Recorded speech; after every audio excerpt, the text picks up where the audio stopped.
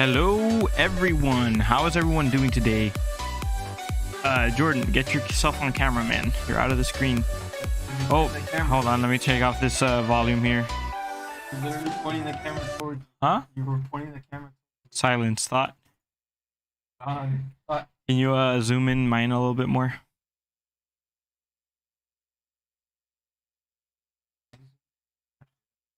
Let me fix that. How do I zoom? Twist the, hold on. Look. No, the one in the back, that's the ring for focus.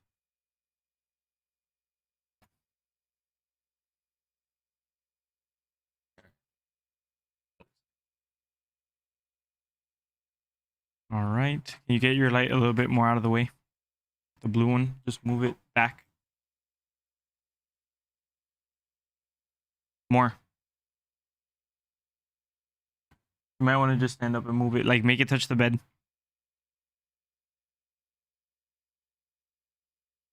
Nice. All right. So, hey everyone, how you doing? We're definitely gonna have to edit this one to cut out the beginning and all the BS we were talking there.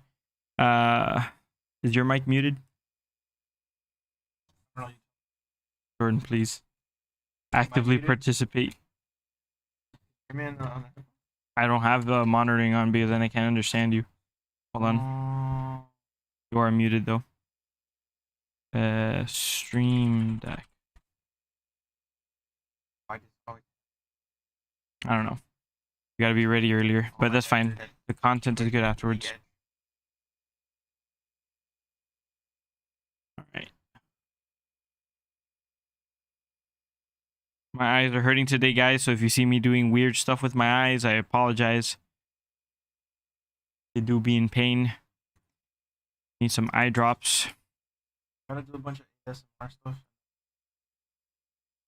What the hell? Why? Yeah, like Co-Op Syndicate, water. Jordan, get your thing to stand up there, please. And get it to the screen where you can mute your mic.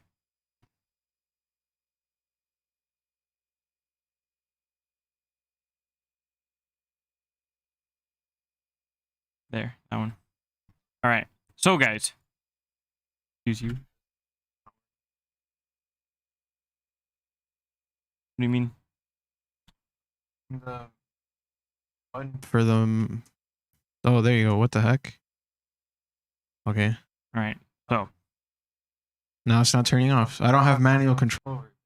yes, you do. Oh, It's okay, just now lagging, I guy. do now. Okay, there we go. There we go. Now everyone should be able to hear my wonderful nerd voice.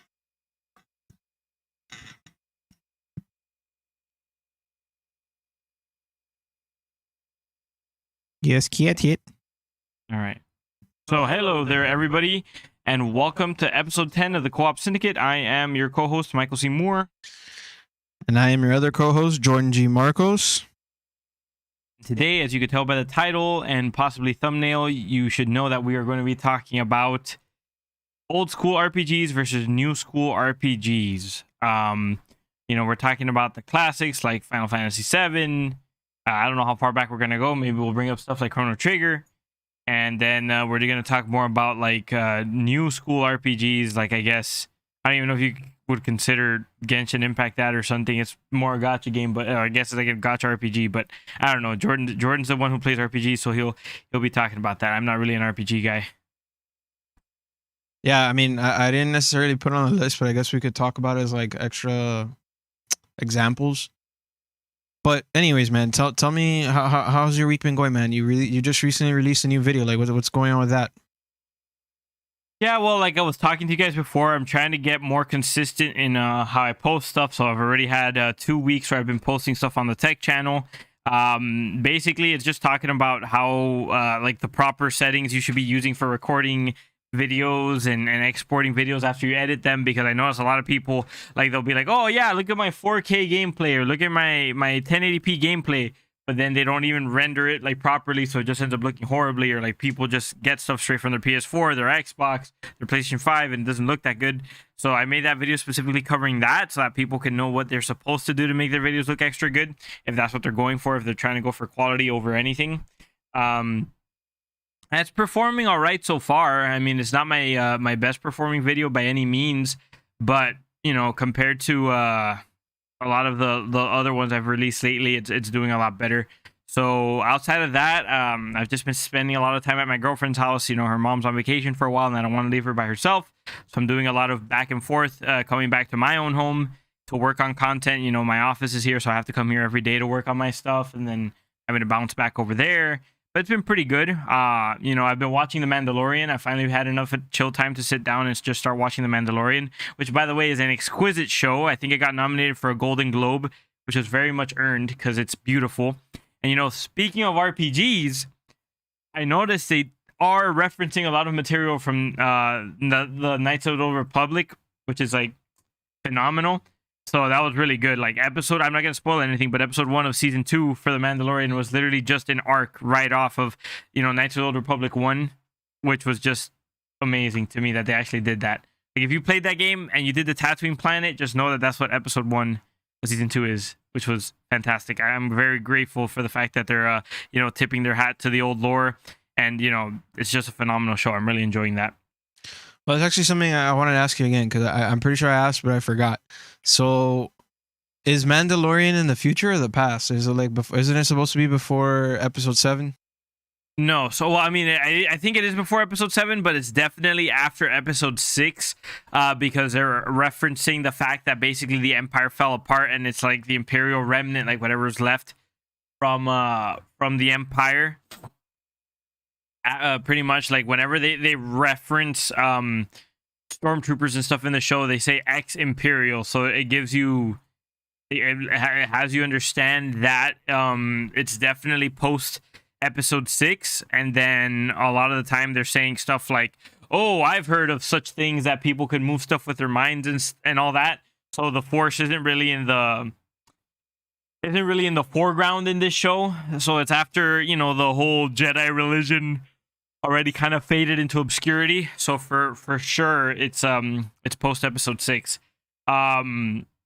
Yeah, man, it's phenomenal. I'm honestly interested. Every episode I watch, it hooks me more and more, because not only have they referenced Knights of the Republic, but they've also referenced the Clone Wars, which a lot of people really digged as well. You know, the animated series.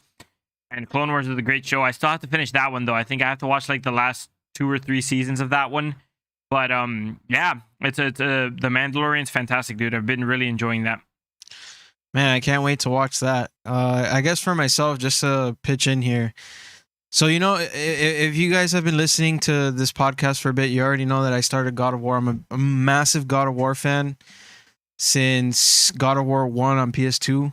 So for me to start God of War 2018 and 2021 is a bit of a crazy thing, because I don't know what I was waiting for. I guess I was just waiting for the right time where I'd have the peace to do it, and there would be like no one stressing me out. Of course, you can't always like zero out life problems or whatever that takes, you know, hold of your life. But I have been capable of playing God of War like mostly at peace without any distractions, and I gotta say, I'm still, from my experience since the beginning of the game till now, originally I was like, the PS4 has no like truly amazing game that I can call back to, right?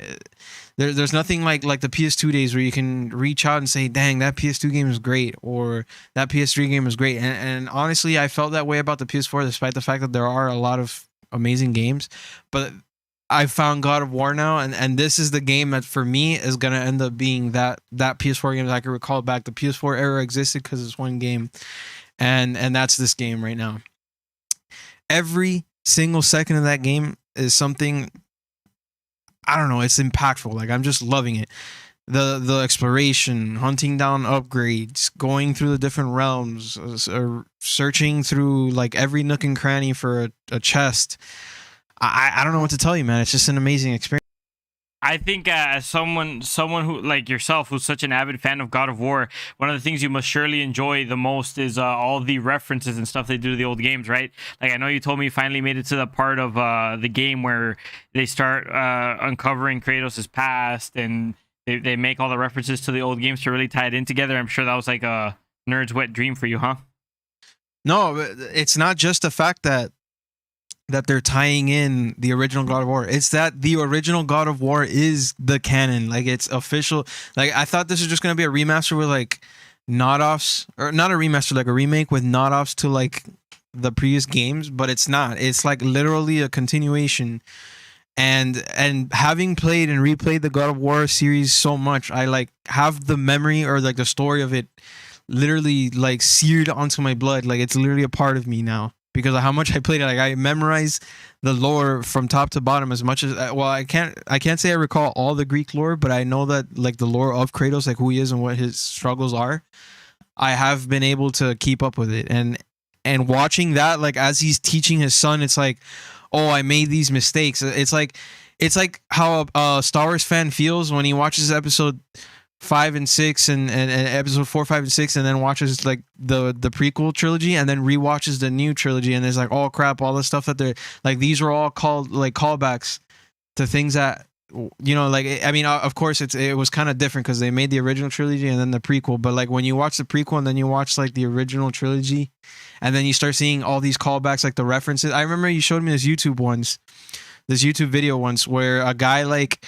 re-edited episode 4 with the scenes of episode 3 where Obi-Wan's like counting or recounting like who Darth Vader was beforehand to Luke, and then like in between it's just B-roll of all that whole final fight that Obi-Wan and Anakin had at the end of episode 3, and it made it for somewhat a more impactful scene, right? Yeah. That's exactly how I feel about God of War, because like as he's telling his son's story, he's like, oh, in order for you to win in battle, you have to lose everything. You have to give up. And then like people are telling him, oh, haven't you ever like had a kid before? And then Kratos just starts to recall like the fact that he actually did have a kid before Atreus. So like all those memories are just tying in, and then like as it starts impacting the story, like when Atreus finds out that he is a god, and then Kratos is like, you have to be responsible. Like it's not just, oh yeah, we're gods, so we get to do whatever we want. Like no, he basically wanted to say like the whole Uncle Ben thing, where it's like with great power comes great responsibility. But of course, it's Kratos, so he just says it his own way. But then like you go into Tyr's vault and you start seeing that Tyr, who was this giant, or like this god that like traveled through different worlds, had like a literal pot that had Kratos emboldened on it, basically, like, or what is it, burned on it with like the blades and like his memories, and Kratos like looks at it with the memories, and he crushes the pot before his kid could see it, because he doesn't want his kid to struggle. That in itself is such an impactful way to like not only bring in the old story to the new story, but also show us that like that there is a different world that Kratos is experiencing, and it's all coming down, like crashing on him. And to me, the game is a masterpiece, hands down. Like, even I could forgive not having the jump combo attacks that the God of War used to have, because it used to be kind of like DMC, Devil May Cry. I was about to say DMCA strikes, Devil May Cry, and it may not have like as many takedowns, and it may not even be as bloody or as aggressive as the old God of Wars, but I could forgive all that because they made up for it by making every other portion of the game 10 times better than it originally was. Like the story is more impactful, the exploration is more impactful, but all these things are like an RPG game. The whole crafting your own armor system, building up your characters, preparing with the right tool sets. These are all RPG mechanics, which is actually, what inspired the topic for me today about old school versus new school, because we're gonna look into what Final Fantasy and Dragon Quest and even Chrono Trigger, all these old games that were RPGs, all about like, basic combat, and how I guess players are looking to evolve in the whole role-playing system, or the idea of role-playing, as games become more animated and more action-oriented. Games like God of War that literally fully animate everything, versus a old Final Fantasy game where you just click a button and your super comes out. Like, we're gonna see that transition and see what is truly better. Because people are always gonna say that Chrono Trigger and Final Fantasy 7 are the best. Personally, God of War is better, but that's just my opinion. Well, the thing about God of War is that it might have RPG elements, but I don't know if I would necessarily consider it really an RPG. It seems more like a hack and slasher to me, or like an adventure, an open world adventure hack and slasher with RPG elements. But typically when you think of RPG games, you do think back more to like the Final Fantasy series, or like something like Fable, or Skyrim, things that like actually do allow you to customize more how you play, because it's not like you can necessarily go on God of War and think and be like, oh, you know what, I want to make Kratos a thief, let me do a thief build or something. Like, you pretty much just have the one option, which is just smash and get stronger over time, and you have progression. But I don't know if I would say it's a full-blown RPG. When people enjoy like a game like Final Fantasy 7, or let's say Chrono Trigger, they do so for multiple reasons. Number one, those games both have excellent narratives, which God of War obviously has as well. But then also every character of your party serves a different purpose, and you're able to mix and match all the different characters and their abilities to optimize your strategies or make certain builds, right? That's not something that God of War necessarily lets you do. Now, yeah, different armors, different weapons, different abilities do let you vary how you play, but I wouldn't say it goes as deep, or like it affects things as much as it would for an RPG per se. Really, I think it just goes right into what the name of the genre is, right? It's all about the role that you want to play. So for a game for a game to be really considered an RPG, it would kind of have to be like it would have to let you vary the role that your character plays, or you'd be able to choose the role that you have yourself while playing the game. Most action RPGs aren't really like that. There's only a few I can think of. Like Kingdom Hearts isn't really like that either, for example. But I know my brother's big time into these JRPGs called the Tales games, and there, even though the gameplay is pretty similar for the different characters, they do have different roles though. You have like your spellcasters, you have your brawlers, you have your sword characters, and so that's kind of what I think you need to look out for to really define something as an RPG. Yeah, that's something we're gonna look at today. We're gonna do an in-depth analysis as to what makes an RPG, what constitutes as an RPG, what can be considered RPG, what is RPG mechanics, RPG light versus RPG like heavy mechanics, and I do agree with your sentiment, but again, like role playing is role playing, and there's a lot of things that we can look into. Of course, God of War isn't one of the examples I chose. It's just one of the ones I brought to bring up just because I love the game so much. I think it's gonna be a game that's gonna stand the test of time, and it's just gonna it's definitely remaking how developers think about single player games, especially because, and not to like hate on The Last of Us or anything, but Naughty Dog's like idea of storytelling and world design is a bit outdated because of games like God of War that do such an amazing effort to bring you that single player story driven adventure and then just really create it into something else. But anyways, let's move on to the current events real quick so we can cover up what's going on in the gaming world recently, because there's actually a bunch of things that did happen, and I guess I'll start off. So for example, Genshin Impact just had update 1.3. It's going to bring up a bunch of content to the game, such as like free pools, like actual free, like you get free characters because of like the Lantern Rites event, which is supposed to be like, I guess, the Chinese like Christmas, which is currently like what's going on over there with their holidays. We also have the 4K 60 patch for both God of War and the Division 2. So both of those games are now running up to par with like next gen games, running at full 60 frames, improved gameplay all the way. Like Division looks quite different, but God of War especially, it just plays so well into what the game is with the cinematics and the type of combat, and everything's now fluid and it's running at 60 like permanently, so it's just flawless. And then on top of the fact that it's it's not, I guess it's not super sound, it's upscaled 4K, or what they call, I forget what they call it, the interpolated for, I don't know, it's something like that, where it's like it kind of does 4K in certain spots but like not everywhere to keep up with the loading, but that's because of like the PS4 infrastructure. It may not be native, but it looks gorgeous. Like the game just benefits 100% from that 4K stuff. I don't know if you have anything to add from this week, or if you've been keeping up with game news. Well, from what I've seen this week, the only thing that I do have is an update on the last situation we talked about, which was game stonk. Obviously, the price of the stonk finally plummeted. So if anyone really lost a lot of money, I'm super sorry. I mean, I thought it was kind of obvious that it was going to happen because, obviously the stock was inflated way beyond the actual value of the price. So hopefully you guys were able to get out or not lose that much money, or you're all okay if you did decide to hold on. But it was still holding last I saw at around $64, which is, I think, even more than GameStop stock was ever even individually worth. So some people are still holding the line. Kudos to you, those of you who have those diamond hands, right?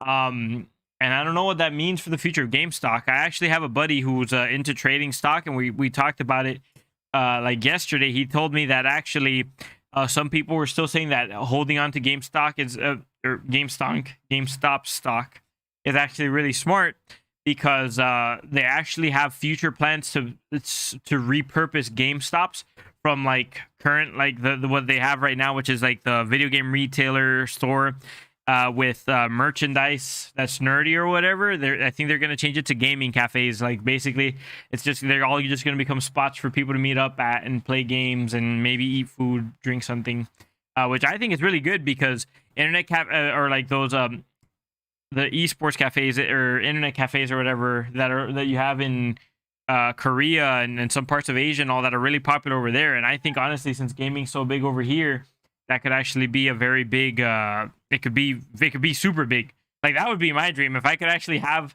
my own business that would be like an esports cafe, that would be huge in my opinion, and people could just come and game and have tournaments, LAN parties and all that. I think that'd be phenomenal. And if GameStop actually, is like the first corporate presence here in the United States that does that, I think that could actually be a very big revitalization for them. I don't know if you've heard anything about that, because I know you're actually really into GameStop and you try to keep track of the news with that. But that's something I heard that might be in the cards for them in the future. Yeah, that's definitely something I knew that was going to happen, and I mentioned on this podcast as well.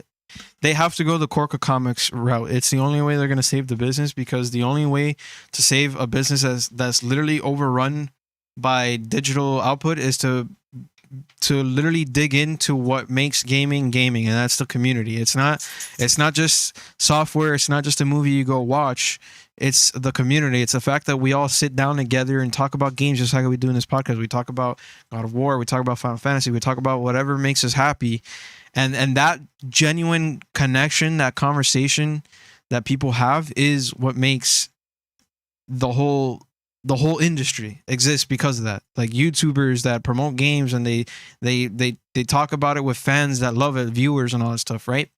That's all what makes it important for industries like games or businesses like GameStop to exist.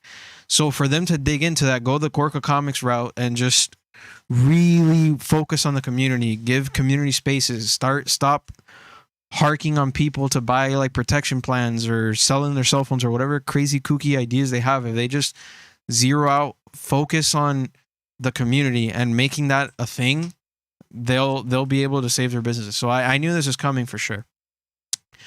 Next down the list, another thing I wanted to speak about is go to the Google thing just to recap, because I kind of forgot. I'm sorry. The next thing I want to say also, Mass Effect trilogy. So funny thing, they weren't able to do the Unreal Engine 4 update, which would have improved the graphics massively and added in a whole bunch of extra features. Unfortunately, it couldn't do that because they said that it was just too hard for them to do that. It would have costed them too much, I guess, money, effort, or whatever. Effort, right? BioWare needs to save their reputation. Nah, it's too much effort to make the game better. But what they did was they essentially grabbed the game as it was and then just really updated it to as much as they could. So it has 4K 60 frames, real-time reflections in the water. It doesn't have ray tracing, but it has that. Of course, the lens flare thing kind of blows, but it's there too. Dude, actually, I heard a couple of stupid things already from that, right? I heard that they, for some reason, they've taken it upon themselves to reduce butt shots. Because I think the game originally had a lot of, like, shots, I guess, of people's, like, asses or whatever. And then they were just like, no, we can't have that. We got to change that. Yeah, it's just... Mass Effect's been at the center of the news. Like, the news' ire as, like, oh, gaming is bad for as long as I can remember. Especially Mass Effect 1 with the alien sex scenes, which are, like, non-existent. Like, you can literally see one butt shot and like bare skin, and that's it. You can't see any nudity. There's no nudity in the game or whatever. It's just the idea of, or how to put it. It's just the idea of like sexual innuendos and all that stuff is in the game, right? So of course the news always like harked on them for it. And then Mass Effect 2, I guess, was the only one where they really took it that extra step, because they made a character called Miranda Lawson. If I recall correctly, that was the last name, but her name's Miranda. That's the character's name. And basically she's genetically engineered by her father to be the perfect female. Like perfect physique, perfect beauty, super intelligent, or like just extremely intelligent altogether. Like she's supposed to be the end all be all what a female should be, quote unquote, by the lore. Is she kind of like a super soldier or something like that? No, her role is more like tech biotics that she uses, or I think she's actually an engineer, so she doesn't have like biotics, or maybe she has both. I don't know, I can't remember, but she's not supposed to be like a super soldier. She's just supposed to be like, it's not like Captain America. She's supposed to be like just the best female, or like a high, like not Wonder Woman either, but like in between Captain America and like a regular female, like somewhere in between.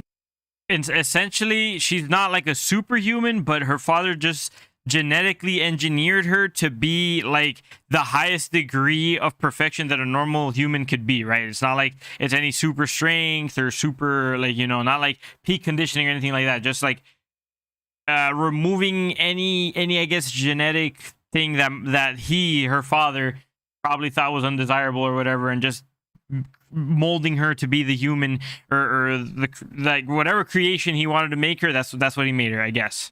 Yeah, essentially. That's literally what it is. So, of course, in this design, they, I guess, I don't know how to put it. It's just what it is, right? In my opinion, it is what it is. And the real reason why there's so many butt shots in Mass Effect 2 is because of the way that they had the cameras. They didn't really, like, do they didn't. It's not like God of War where like the camera's all part of the cinematics. It's like the cinematics have their own camera angles and stuff that loads up. And the way that they did it was that they would center the camera near the body of a character that's speaking. So of course, when you zoom out from a scene to show a character and it's aiming at its chest, it's obviously going to be aiming, down. It's not going to be aiming at the head level. So because of that, the way that they had set up the characters in certain scenes, Miranda's buttocks would show in certain areas because of the camera, the way the camera was put. They definitely did that on purpose. As someone who's been filming YouTube videos and stuff like that, I can tell you that would have simply been you could have simply modified that by putting the camera angle a little bit higher. So like, let's say, I remember specifically because I played Mass Effect 2. I actually started playing it back in the day. I remember specifically that they would show Miranda's like ass or whatever in the cutscenes, and that's because it was kind of angled low to then hit Shepard off like in the far distance. But that could simply be fixed, quote unquote fixed, by raising the camera up from where it's at and then lower it to meet Shepard, and then instead you would get a shot of like the back of Miranda's head or whatever. Personally, I think changes like that are stupid. Like, I get it, it's kind of like sexual in a weird way when maybe that's not what they're trying to go for, but I mean, it was there originally for a purpose. And honestly, I don't see anyone complaining about, like, let's say Witcher 3, obviously my man's I forget what his name is, Geralt is a super attractive, hyper sexy, and he's out there spreading his legs and being in bathtubs and stuff, only a slither of steam covering his the massive Witcher schlong. But I didn't complain about it. I didn't care, and it has had sexualization of his girlfriends and all that, so I don't think people care about it. Like, Witcher was considered to be one of the best games of all time, and then the first 3 Mass Effects were considered to be pretty good too, so I think those are just kind of pointless changes. Maybe if you're concerned about having younger people be able to play it, have an option to toggle it, so that way you have some scenes with it, you have some scenes not. But then maybe also it's what you said. Maybe they're also just trying to avoid the whole issue that they had with the sexualization to begin with, and that's understandable too.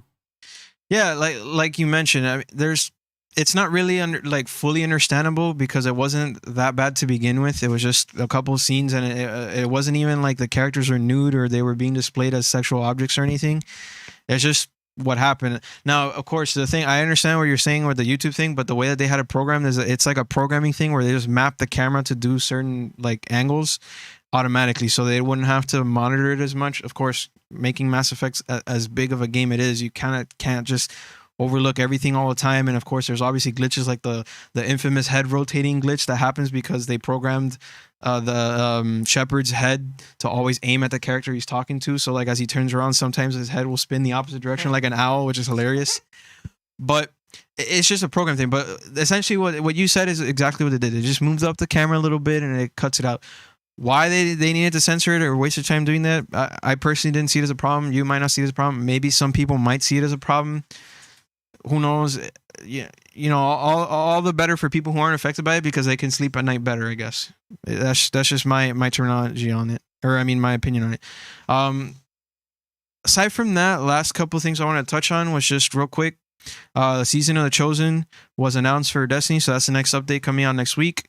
We also have Battlefield 6. This has been essentially confirmed in a earnings call from EA, and then COD 2021 has been officially confirmed as well that it will come out from Activision.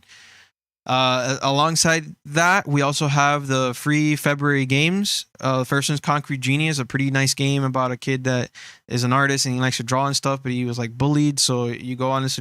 I don't really know much about the story other than you go on this adventure using the art to kind of save the world, I guess, or colorize the world.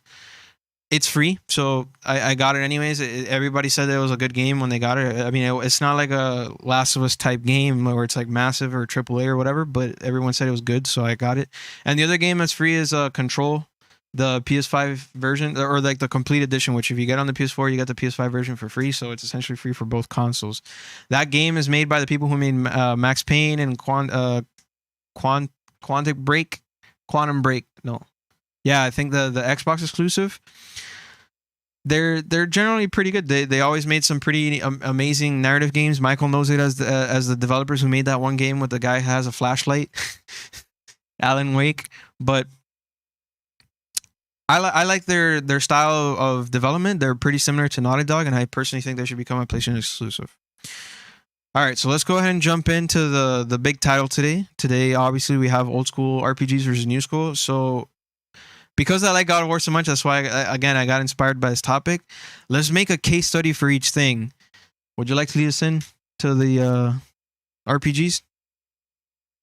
Sure. So if we're going to be talking first and foremost about old school RPGs, the things that come to mind for me are mainly, some of the classics like Chrono Trigger, Final Fantasy VII, or just Final Fantasy games in general, right? Before like they swapped to a more real-time approach. I think around Final Fantasy 13 might have been the first one. Final Fantasy 13 was probably the first one, I'd say. Maybe some other more obscure titles like Quest 64. You have Dragon Quest. That's. I'm thinking more in general games like that. Some of the common things that you could find in those games is basically, or I also see you put here, for example, Baldur's Gate, Diablo 2, and stuff like that too. You have like a theme of like Western RPGs versus Japanese RPGs and stuff. I think basically those games could most be defined just by having a big world to explore, some form of narrative, and then typically within that world, within that narrative, you have a party of characters that you play as, or you could also be a single character depending on the game, where you then either choose the role for, or you have characters of all different sorts of roles, and then you kind of like make a team, and you find your own play style within those roles to kind of make you determine how you want to play.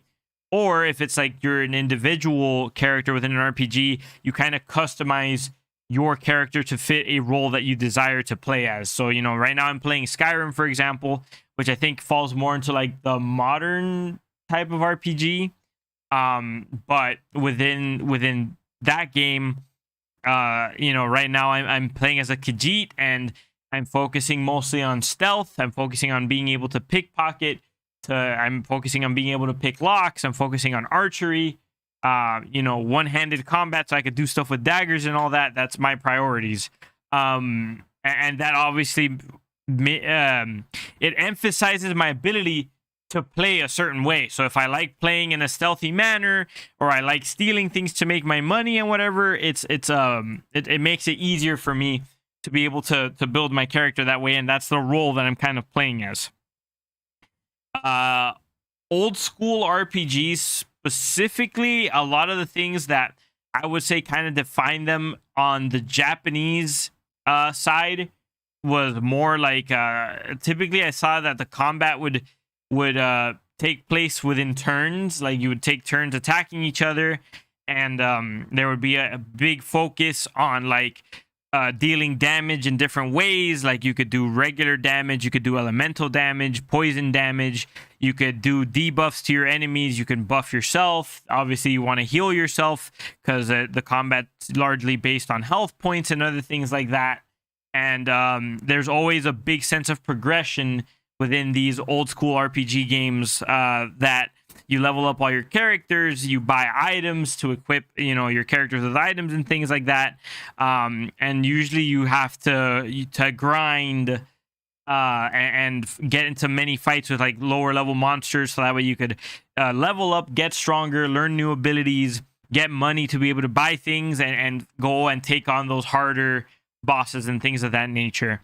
I think also something that typically defines Japanese RPGs, at least for me, I haven't seen a Japanese RPG that has had a little bit of content. They all seem to always have a huge amount of content. Everything from like very long stories to additional boss fights, side quests, places to explore, obviously tons of different monsters to fight, and things of that nature. I personally haven't played that many myself because I'm not a big fan of like the whole turn taking combat system and stuff like that. If I have played like a JRPG, it's mostly been more modern stuff like Kingdom Hearts, where it's kind of like an action RPG. You know, you have magic, you have a party like Donald and Goofy. Goofy's the tank, Donald's the mage slash healer. And it's a bit almost like a hack and slasher, but also has RPG elements at the same time because you can customize Sora to play more like within certain roles depending on which abilities you want to give him or which statistics you want to focus on him leveling up quicker. But if there is an old JRPG that I think I could say is one of my favorites, is Chrono Trigger, for multiple reasons. One, I think it has one of the most compelling stories that a Square Enix RPG game has had that has actually interested me. You know, they did some cool stuff with time travel or whatever, which I thought was pretty unique, especially for a game that's that old and is on the Super Nintendo. So shout out to that game. I think it's actually one of the more expensive games that you could get for the Super Nintendo because it's actually really like it's collectible. It's really collectible. I actually own a cartridge of it, so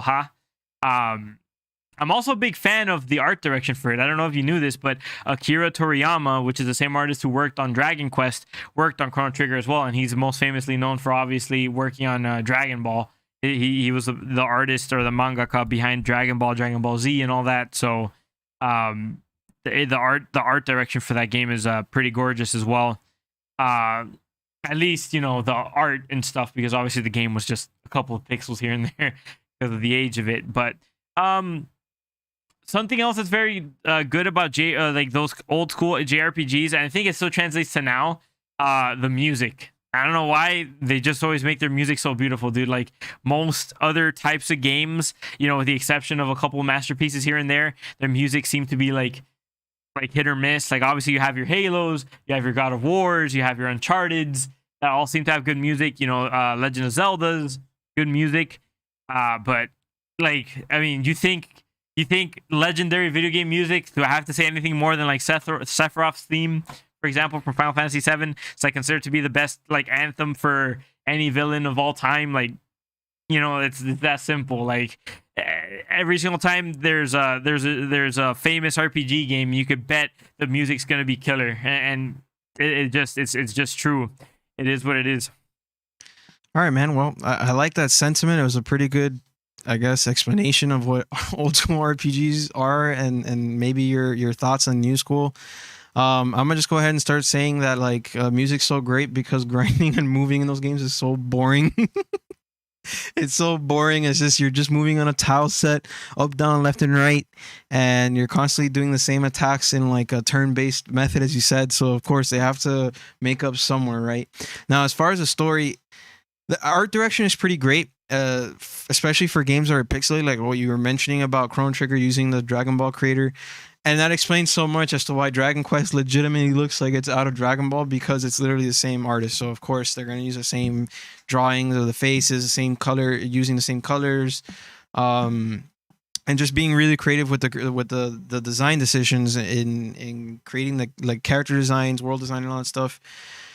One thing I gotta say though is the old school method of gameplay versus the new school, like for RPGs, it's something that's very tough to distinguish, because of course, especially in the Western definition of RPGs, people who have played Ultima Online or Ultima, and they play games like what's the board game? I keep forgetting the name of it. The Dungeons and Dragons, right? I can't believe I forgot Dungeons and Dragons, but Dungeons and Dragons, right? The idea is always that you're trying to create this world in an RPG setting, to craft your own character, to be able to do things the way that you would imagine them. So one of the things that RPGs did, right, and you were saying it gave you a sense of like you were doing something between the turn-based attacks and like doing magic and this and that, and it set you up in a world setting where this was possible. Of course, being a turn-based game and an RPG, it doesn't feel like how you would feel when you play a game like Demon Souls, which has accomplished what I think what an RPG should be nowadays, where you're actively in real time realizing your imagination, where you're going through this cave and then you get swamped by zombies or something, right?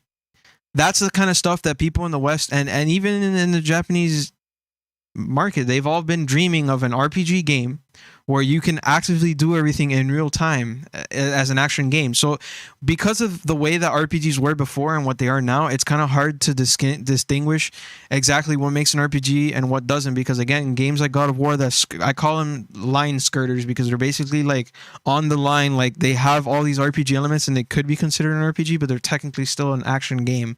Versus an old school RPG, which you mentioned has roles and crafting and creation and you strategizing and using all these tools to define not only your character but how you want to proceed in the story. There's a lot of different ways to go about it, because there's games like Mass Effect, which as an RPG game, it narratively drives its RPG mechanics, versus a game like, or their counterpart game, Baldur's Gate, or previously, which they had, where it's more about you just crafting your character, but you have some choices, but it's pretty much just set in one world, right? Or isolated in one story. So these are the things that I wanted to talk about today, and I guess we can go into just talking about all the games in general. For example, JRPGs have one general storyline, and Dragon Quest has it. I mean, I haven't played much of Dragon Quest, but I know they kind of have a similar. And Chrono Trigger has a time thing, but it kind of falls on the same aspects. Even games like Golden Sun, which people fondly remember from the Game Boy days, they all have the same story, and it's always light versus dark. Always. Especially Final Fantasy, light with crystals, and then darkness because darkness. And then you have Kingdom Hearts with just the darkness. And that, what was that one video that we saw the other day where literally like they made a whole compilation of just Sora and every character saying darkness, and the whole story was basically set off of that one word. That's essentially what JRPGs are. So I personally feel that is something that's great because it was old school, but bringing that into now is kind of difficult because it's just an overrun story. Like, we already know light versus dark. I want to see like some of the different things. So give me your take on that, because that's how I feel about old school. No offense, but I think that's kind of like an ignorant take on your part. I mean, when you're looking at like literature and like themes and stuff, right? One of the things that you have to look at too is, since we're talking about old school versus new school RPG games, is the times, right? As time goes along, literature tends to change as well, and so you have, so far there's been like 3 different groups of themes, I guess, that you could kind of talk about, where it's like classical, modern, and then postmodern themes. And when you're looking at classical, one of the most common classical themes is the good versus evil, and that's obviously present most of the time in a lot of forms of games. But you could kind of even almost argue the same thing for God of War. God of War, you get a little bit of like man versus nature, and the fact that like you're Kratos and you're having to climb like this icy mountain, this and that. You're fighting demons and spirits that come from nature and stuff like that. But then also good versus evil. You have good gods versus bad gods. People who tend to be a little bit more benevolent versus people who are just out to try to get you, and that sort of thing. And when you're looking, I mean, obviously Kingdom Hearts is a little bit more on the nose. Like, obviously, like it's like, oh, light and dark and whatever. But honestly, you have to keep in mind that Kingdom Hearts was designed to appeal to children a little bit more as well, because it was a project that was really themed in with like Disney. And Sora is literally just supposed to be like a human personification of Mickey Mouse. You can see that in the way that he was designed in Kingdom Hearts 1. He has the big yellow shoes, the red shorts, and everything kind of to match Mickey. And originally they were trying to see if they could just make Mickey the main character of the game, which makes it even more interesting that he ends up being a playable character in Kingdom Hearts 2 and Kingdom Hearts 3. But yeah, that's very on the nose, light and dark. Outside of the fact that, to me at least, the story of Kingdom Hearts like makes 0 sense. Like, to me, it made most sense at Kingdom Hearts 1, and then you can still kind of follow it in Kingdom Hearts 2 and like Chain of Memories and stuff. And then after that, it just kind of lost itself to me. You have to like literally like be like, excuse me, didn't you realize that at this point when like Sora split into light and dark, he created not only a nobody but like another nobody, because the organization like needed him to, like, you could see, and then they were gonna test him, and then they made copies, and then he got the power of awakening, and then he could like bring people back. Like, that was a bit much. But I understand what you're saying about the whole on the nose thing. However, so me calling you out on it being, on you sounding a little ignorant, saying that an older JRPG for Chrono Trigger, for example, yeah, it still has the theme of good versus evil, which is like kind of like humanity versus this force, which is bringing on the apocalypse. But the whole point of it is that essentially the world is supposed to have its natural apocalypse. I think sometime I think it was like 3000 AD. I forget exactly what time it's been because I haven't seen the story for that game in a long time. But it was supposed to be basically in the form of this monster called Lavos coming out from the Earth's core. And then basically it launches an attack that ends up destroying the world. And it ends up killing off humanity. And sending it into a post-apocalyptic form. Which, interestingly enough, the game actually lets you explore that time period. Because, how do I explain it? I guess I'll just give you a quick summary of how the game works, right? You're playing... The main character of this game is this character called Chrono. Which is, obviously what the game's called after. And funnily enough, you got Chronos, like the Greek god of time and all that. So they start setting up that theme or whatever. He's in his village, which is, I forget what time it is. It's like, so it's a modern day, whatever. And he's there's a carnival going on, and he goes to the carnival and he meets.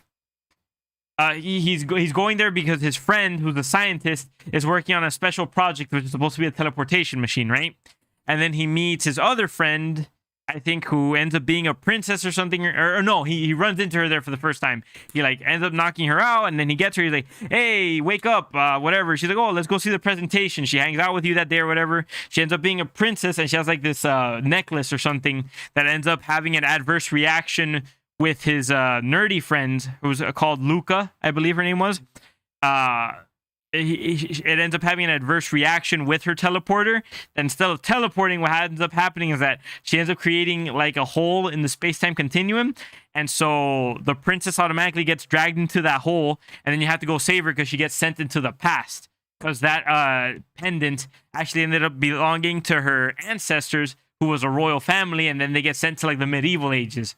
And then from there, as they trying to save her, they start uncovering things, and they end up essentially finding out that like an organization of like mages or something like that had plans to try and get ultimate power by summoning Lavos, which was that alien life form that we were talking about. And I mean, I don't know all the details because I never played the game myself, but ultimately what you end up finding out is that he was actually there since prehistoric times in the Earth's core. Eventually comes out, destroys everything, but then they're trying to bring it to modern times. And so the whole thing ends up being that you try to bring a stop to the end of the world by finding, like, number one, stopping the evil mages who are trying to like become all powerful or whatever. And then number two, obviously you're trying to stop the apocalypse by defeating the monsters actually there. But I mean, I don't think you would be able to naturally just say that game's just like, oh, light versus dark, because I mean, it's not that generic. Like, I mean, are you just gonna say God of War is just light versus dark because it's just, oh, Kratos is good, this god bad, he kills this god, moves on, Yeah, I think you genuinely, I guess, like, misunderstood me. I wasn't trying to say like be ignorant, and I did mention, of course, there's always like that.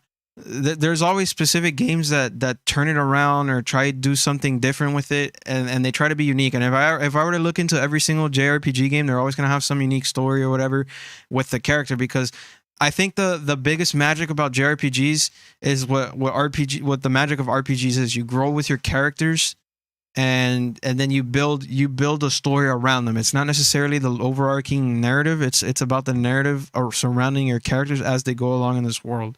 And even then, I could call back to it. I'm not hating on it, because if I were to go into Destiny versus light versus dark, the Traveler versus the Pyramids, it's the same story right there, light versus dark. And then of course when the darkness finally came, they subverted it by saying, oh, the darkness is going to give us powers too, and they want to pervert us. So they changed the story there. And of course I even told you about that Nintendo game, Bravely Default, which essentially is the same story as Final Fantasy, except that at the end of the story, instead of you fixing the crystals and returning the light to the world, it was actually the bad guys or the demon that's trying to escape from the hell realm that tricked you into activating these crystals so he could summon himself and then destroy the world. And it's just a way to subvert, the idea of the story. And with God of War, I mean, I'm going to stop right there. That's like completely different. I mean, I agree with you in the first three God of Wars, but in this new one, he's actually just trying to survive and like just spread the ashes of his wife. Like it has nothing to do with light versus dark, other than the gods are just messing him because All Father wants to. And Kratos is just like, well, I'm stuck in this world now, so I better deal with it or we're all dead. You know, that's actually, I mean, I don't know if there's something in the ending that I'm missing, but so far from what I've seen, it's been a journey of him just trying to escape his past. And their whole goal is, it's not you're the chosen one, you're this guy, you're blah, blah, blah. It's just, I need to spread the ashes of my dead wife and you're all in my way, so get out the way. Well, as somebody who's finished playing the game, okay, so number one, I'm not trying to say that obviously God of War is just good versus evil. I was just alluding to the fact that you said that it seems that, you know, in all old RPGs, it's always the same thing where it's like light versus darkness, where I was just simply trying to clarify and saying that, well, you could always just boil anything or most struggles within a narrative down to good versus evil if that's what you're looking for.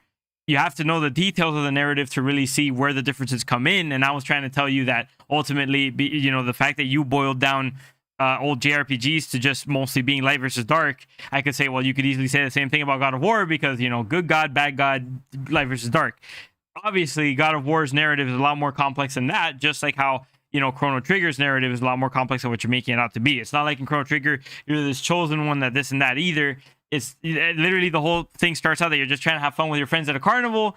Some freak accidents happens. You try to save a friend of yours from that freak accident, and due to the fact that you went and did that, now you start discovering all these other stuff, which then you become a big part of trying to stop these future events from happening because you discover things as you go along. Much in the same way that, you know, Kratos is just trying to go ahead and spread the ashes of his wife, but you know, of course, as soon as you start doing that, you start discovering that all this other stuff is going on, that you involuntarily get drawn in to have to deal with this also, making the dynamic with Kratos much more interesting in this game, because in the previous games, you'd just be like, I'll take your shoes, give me God Zeus. And now this game is just like, hey, man, I really don't want to fight. You know, I'm just trying to raise my kid, have a peaceful life, but you're messing with me. So that's all I'm trying to say. All I'm trying to tell you is to not boil down the narratives of other games, because it's always much more complicated than they are. Even with something that's on the nose as Kingdom Hearts with Light and Dark, I mean, it's one of the most complex narratives I've ever even seen.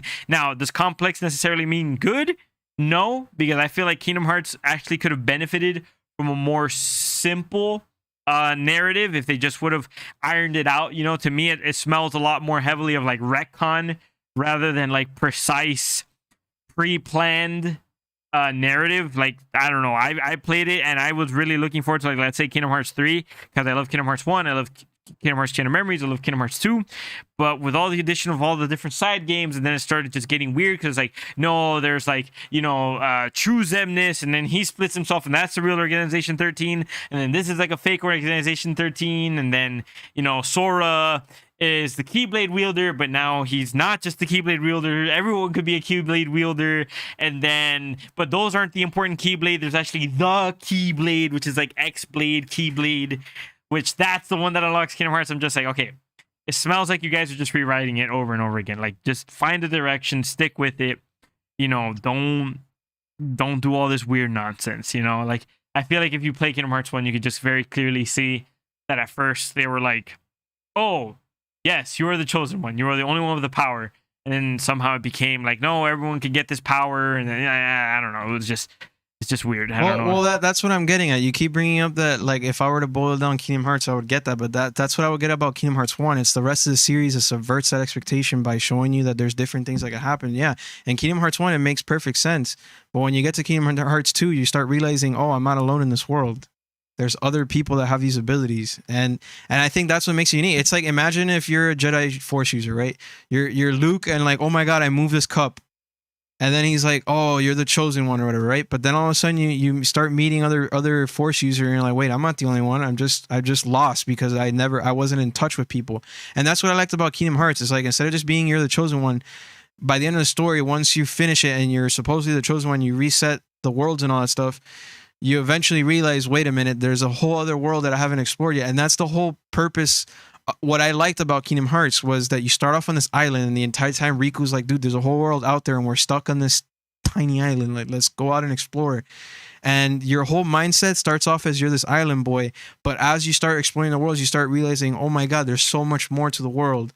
Now, sure, you can say they're retconning and stuff, and yeah, I could understand where you might fall crazy. Like, of course, there's like the weird version of time traveling that they have with like, I forget the guy's name, the old Matt Xenohort, that he can just like travel through time using like splitting his soul to like objects and stuff. And of course, there's obviously like more confusing things, but I guess what I'm trying to say is that it's by subverting that main expectation and like using what something is given and then changing it into something else is what makes it interesting, right?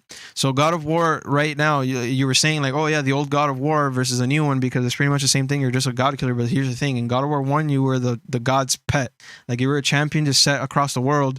You know, I never saw what you're saying right now. The only thing I was saying before was that I don't think you were right in oversimplifying JRPG games, because there's just as much complexity in those narratives that you see in like what God of War is. And I was just also drawing the difference in like how something as simple can change from like, you know, Kratos's characteristics, for example, can make all the difference in a narrative, even though it's such a small detail. Where before he was like hyper aggressive and like actively searching to kill people for his revenge. Now he's just trying to live a peaceful life, and he's trying to be a pacifist almost, and people keep just messing with him, which kind of draws a little bit of difference in how he interacts with the world around him, and that affects the narrative. But I wasn't personally saying that like, you know, oh, there's no difference in how it is, or like that it's supposed to be a weird thing. It's just all I'm trying to say is no narrative is as simple as it seems unless it is just that simple, you know. I don't think it does it. I don't think it does any game justice to just be like, light versus dark. There's multiple themes. I think even in Kingdom Hearts 1, you have you know, themes of friendships, of you know, obviously you do have the light versus dark, which is like the most obvious thing that you could ever think of, but then you also have the theme of broadening your horizons and you know, growing as a person, and you have tons of different stuff that you have there, you know, sacrifice, you know, you have Sora was willing to sacrifice himself to save his friends. Riku, you know, sacrificed himself at the end to try to save his friends. And there's tons of different themes, is all I'm trying to say. No, I totally understand. But again, it's very hard. It's very hard for me to tell you, because again, you've mentioned it. You've only played a handful versus me, who's probably played like a greater amount of RPGs and whatnot. If you really look, like, I've seen Wikipedia for a lot of games, especially the 3DS era. There's a lot of, I guess this is where Sergio, I'm recalling Sergio from episode 5, the great era of shovelware, where there's just a bunch of games that just try to copy off each other, and it's kind of hard to distinguish, again, what really makes like those old school RPGs so favorable. Because every time people say old school RPGs, they always recount the same ones. It's Final Fantasy VII, Chrono Trigger, the Dragon Quest games, and then maybe like you'll occasionally hear like whispers of like Suikoden in the background, or Tales for like the smaller group that loves that specific franchise, and that's pretty much it, right? And then specifically, like, people who call out Final Fantasy VII, the only one game that's ever been able to exit out of its own franchise and become its own thing is, again, Final Fantasy VII, because it's the only one that didn't just play the whole, crystals, this and that, and light versus dark.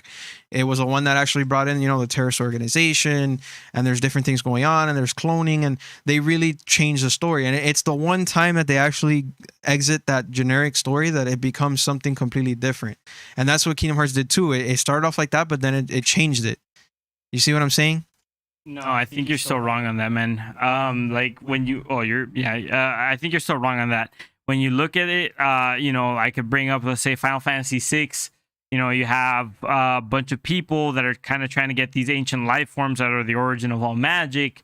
They're trying to be able to tap into their power. The main character ends up being like some sort of a half-breed between humans and that, and there's this guy who's trying to use the power of these ancient life forms to ascend into godhood and stuff. So again, I don't think you could just boil it down to light and dark for any of the stories. Maybe you could go as far back as the first one and say that it's that simple, but, you know, are you doing it justice? I don't think so. I think you're just oversimplifying for not knowing. If you haven't played the Final Fantasy games, that might be your overall impression of what the games are, but I don't think any of the games are as simple as light versus dark. Even as in the game that uses it the most, which is Kingdom Hearts, it's not that simple. I don't think you could get away with just saying that. I think one of the good things about RPGs is that because of the fact, especially in like JRPGs, I think the turn-based combat system was largely due to the fact that the technology that they had to make the games and the consoles that they would be played on were so limited that there was no way that they could make a deep combat system in real time back in those days. When you look at the games in real time of back then, you were typically looking at games like Mario, you were typically looking at games like the first two Zeldas and stuff like that. Whereas in Chrono Trigger, you have tons of different attacks that have different effects, different abilities, buffs, debuffs. You could combine attacks for different things.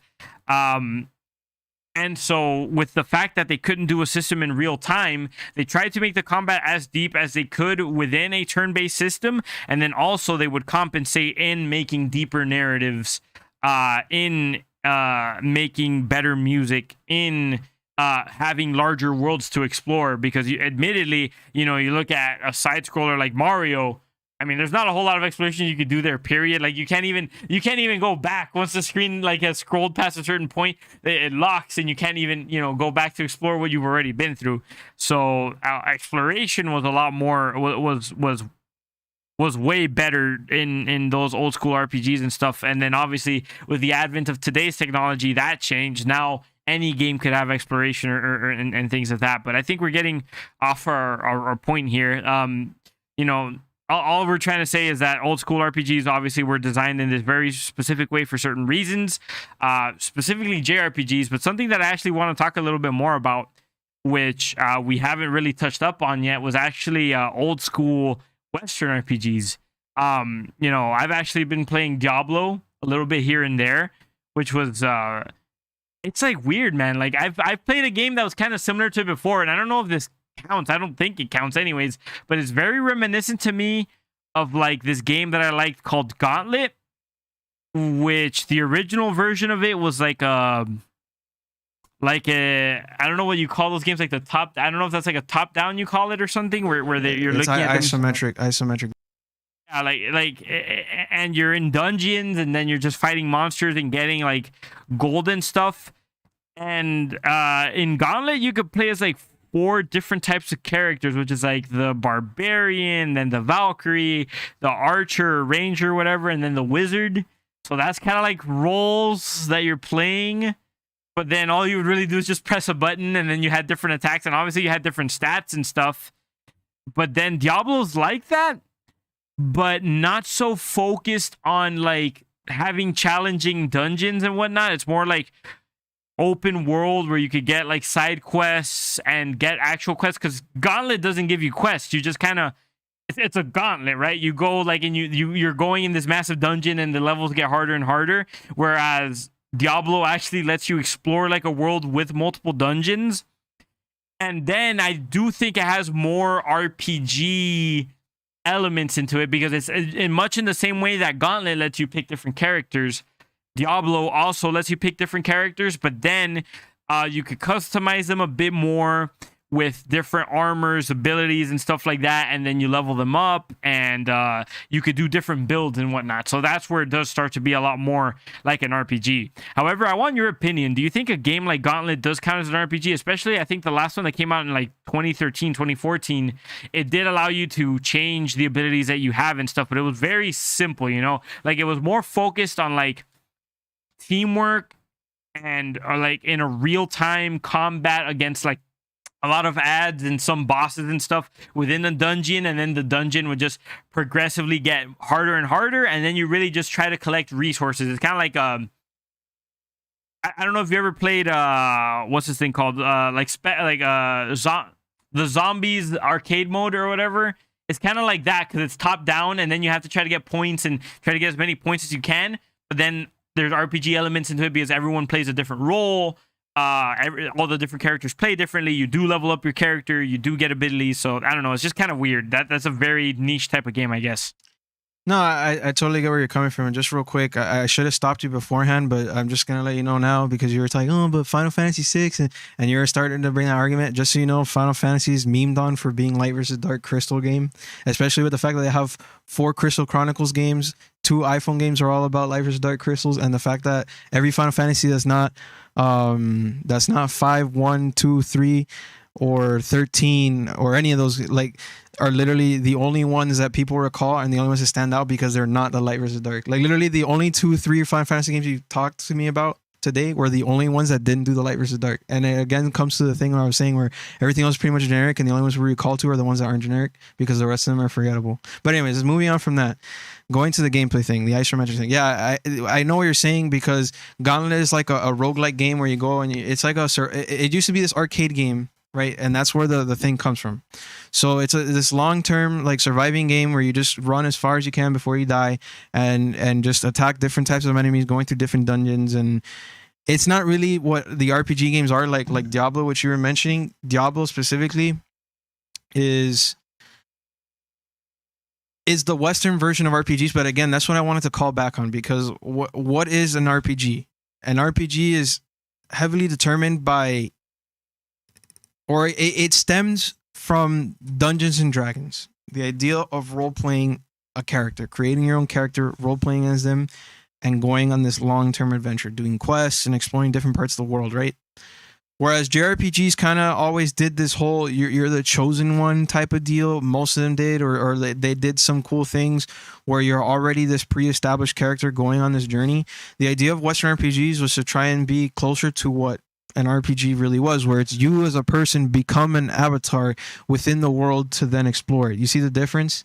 Whereas in Final Fantasy actually started like this, where originally you were nobody, you put in your name and you create your own character.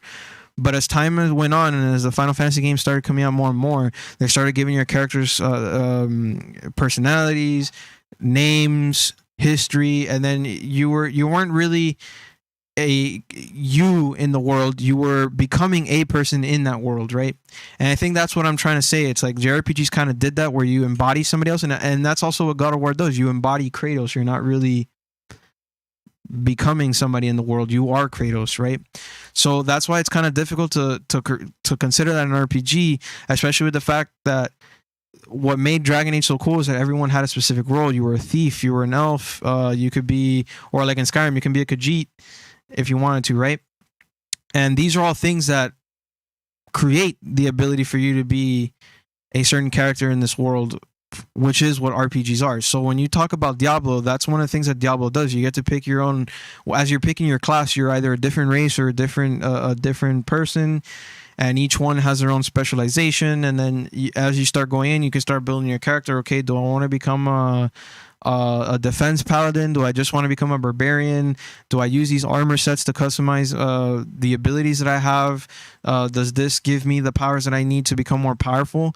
And then you start going on this world through these quests, going into dungeons, attacking harder enemies, and then you start getting sucked into this world. Specifically Diablo, you get sucked into this world where all of a sudden you're following, or you're trying to chase down Satan, basically, in this like light versus dark, sort of like heaven versus hell type of deal story.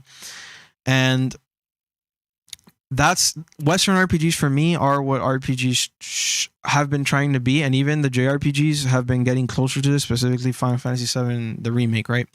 Where you're going into this world, you're exploring it, and you're using all these different abilities and items that you find to craft your character to then become realized in a role.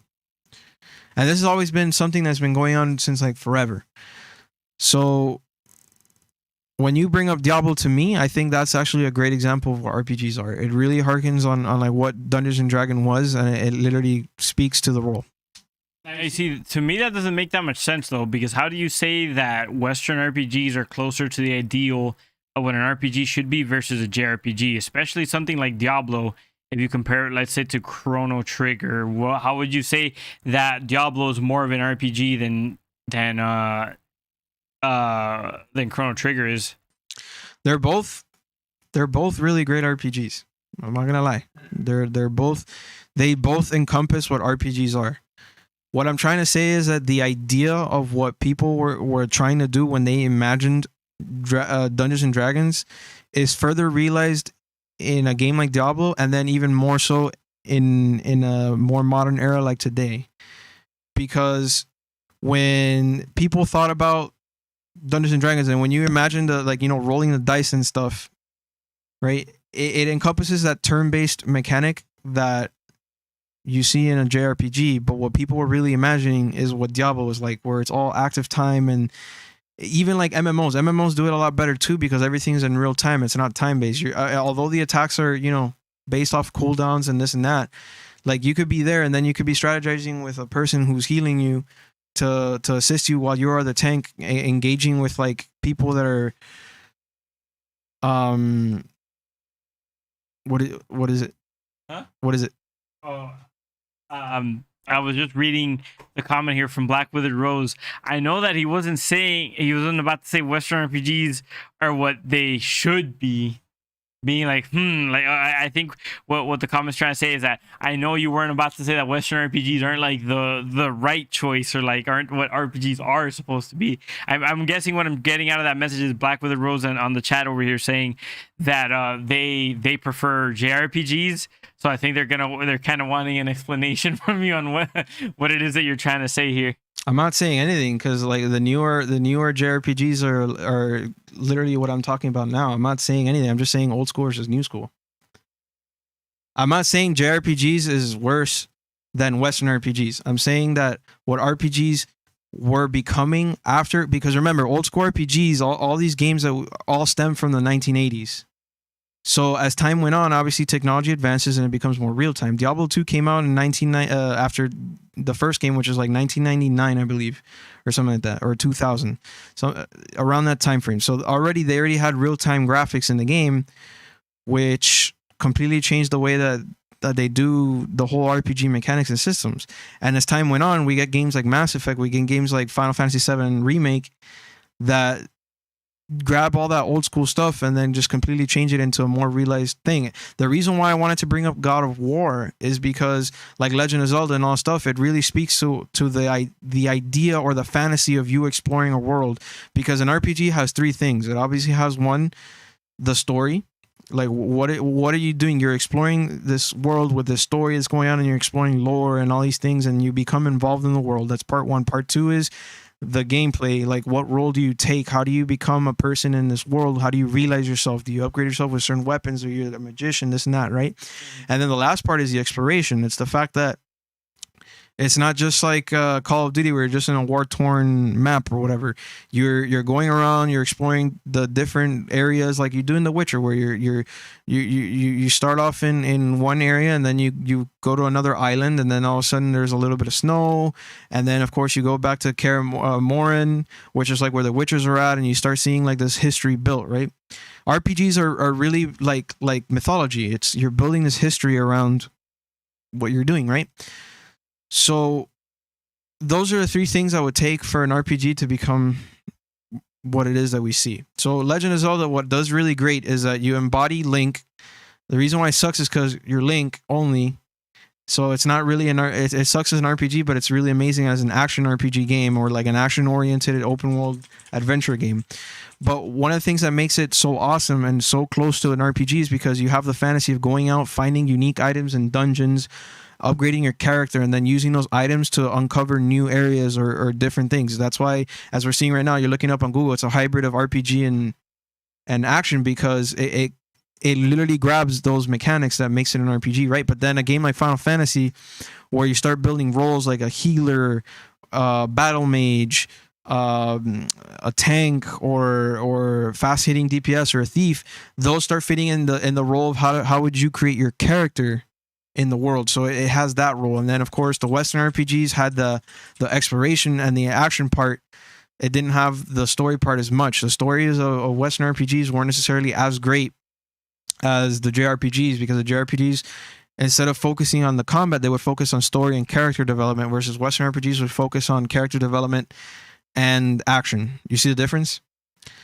So they both are. What I was trying to say about Diablo is because it's action based and it's real time, it started to realize more and more what RPGs are, and as time went on, the newer games did the same as well. They began to realize more and more of what it means to be an RPG. Like Dragon Quest 11 is great because it brings back like the nostalgia of having to be in a real time strategy situation, taking your time, picking turns, and all that stuff, right? But Final Fantasy VII Remake doesn't do that. It's all action based, and you have these different mechanics that you can use all in real time to make the action more impactful, and it makes you feel more like you're part of this RPG setting because of the fact that you're more involved in what's going on. And that's why a lot of times, and I know you've mentioned as well, you get bored of JRPGs because you're constantly just sitting there looking at a screen and you're just taking turns to see what attack is which, right? What I'm trying to say is that the new school RPGs it grabs that old system and then just takes it and improves it by doing what it's doing now, which is grabbing all that stuff that made old school RPGs great and then evolving it with the Western mentality of action-based combat to make it fully realized. Well, I mean, I wouldn't say that that's necessarily fully realizing it, because I mean, I'm fully on board with the fact that I think that turn-based combat is dated. I don't actually like it, but I know a lot of people actually do tend to like turn-based combat simply because of the fact that they don't want a game that challenges their real-time reactions or anything like that. And that's something that's actually kind of lost, is like, if you make all the combat real-time always, then you lose the ability to actually have the other things in the foreground. Like, you lose the ability to prioritize on other things because you're worried more about what the enemy's going to do and then what you have to do. Like, it basically changes how you have to play the game, is what I'm saying. So whether or not you want to talk about the transition to modern day, current day RPGs, and whether or not that's better, I don't know if that's necessarily the only thing that characterizes the evolution to modern day RPGs. I think there's actually still quite a lot of turn-taking RPGs that are still around. But I was just reading up real quick on what RPGs are defined as and everything, and basically it's like, as long as it has the characteristics of like a tabletop role-playing game such as Dungeons and Dragons, where I guess instead of it was a game master, I guess it's just kind of replaced by the game and a system or whatever, and all that, and you have to do a series of quests to beat the game. That's like very open. Like, a lot of games like fit into that. But you could. I think you could still have a modern day RPG that has turn-taking combat, and it could still be great. And you could actually do different variations on that. Like, for example, Knights of the Old Republic, it's focused on like a role-based system. Like, there's basically an invisible pair of die rolling every single time you do an attack or an interaction with enemies or whatever. And the game's in real time, in the sense where like your party's actions will default or be automatic if you don't input anything.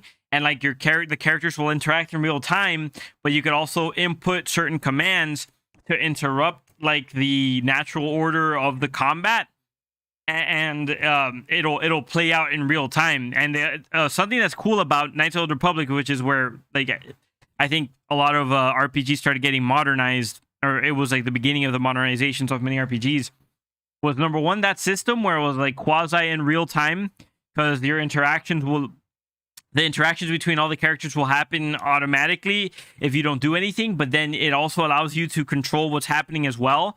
But it also, very interestingly, gave you the ability to,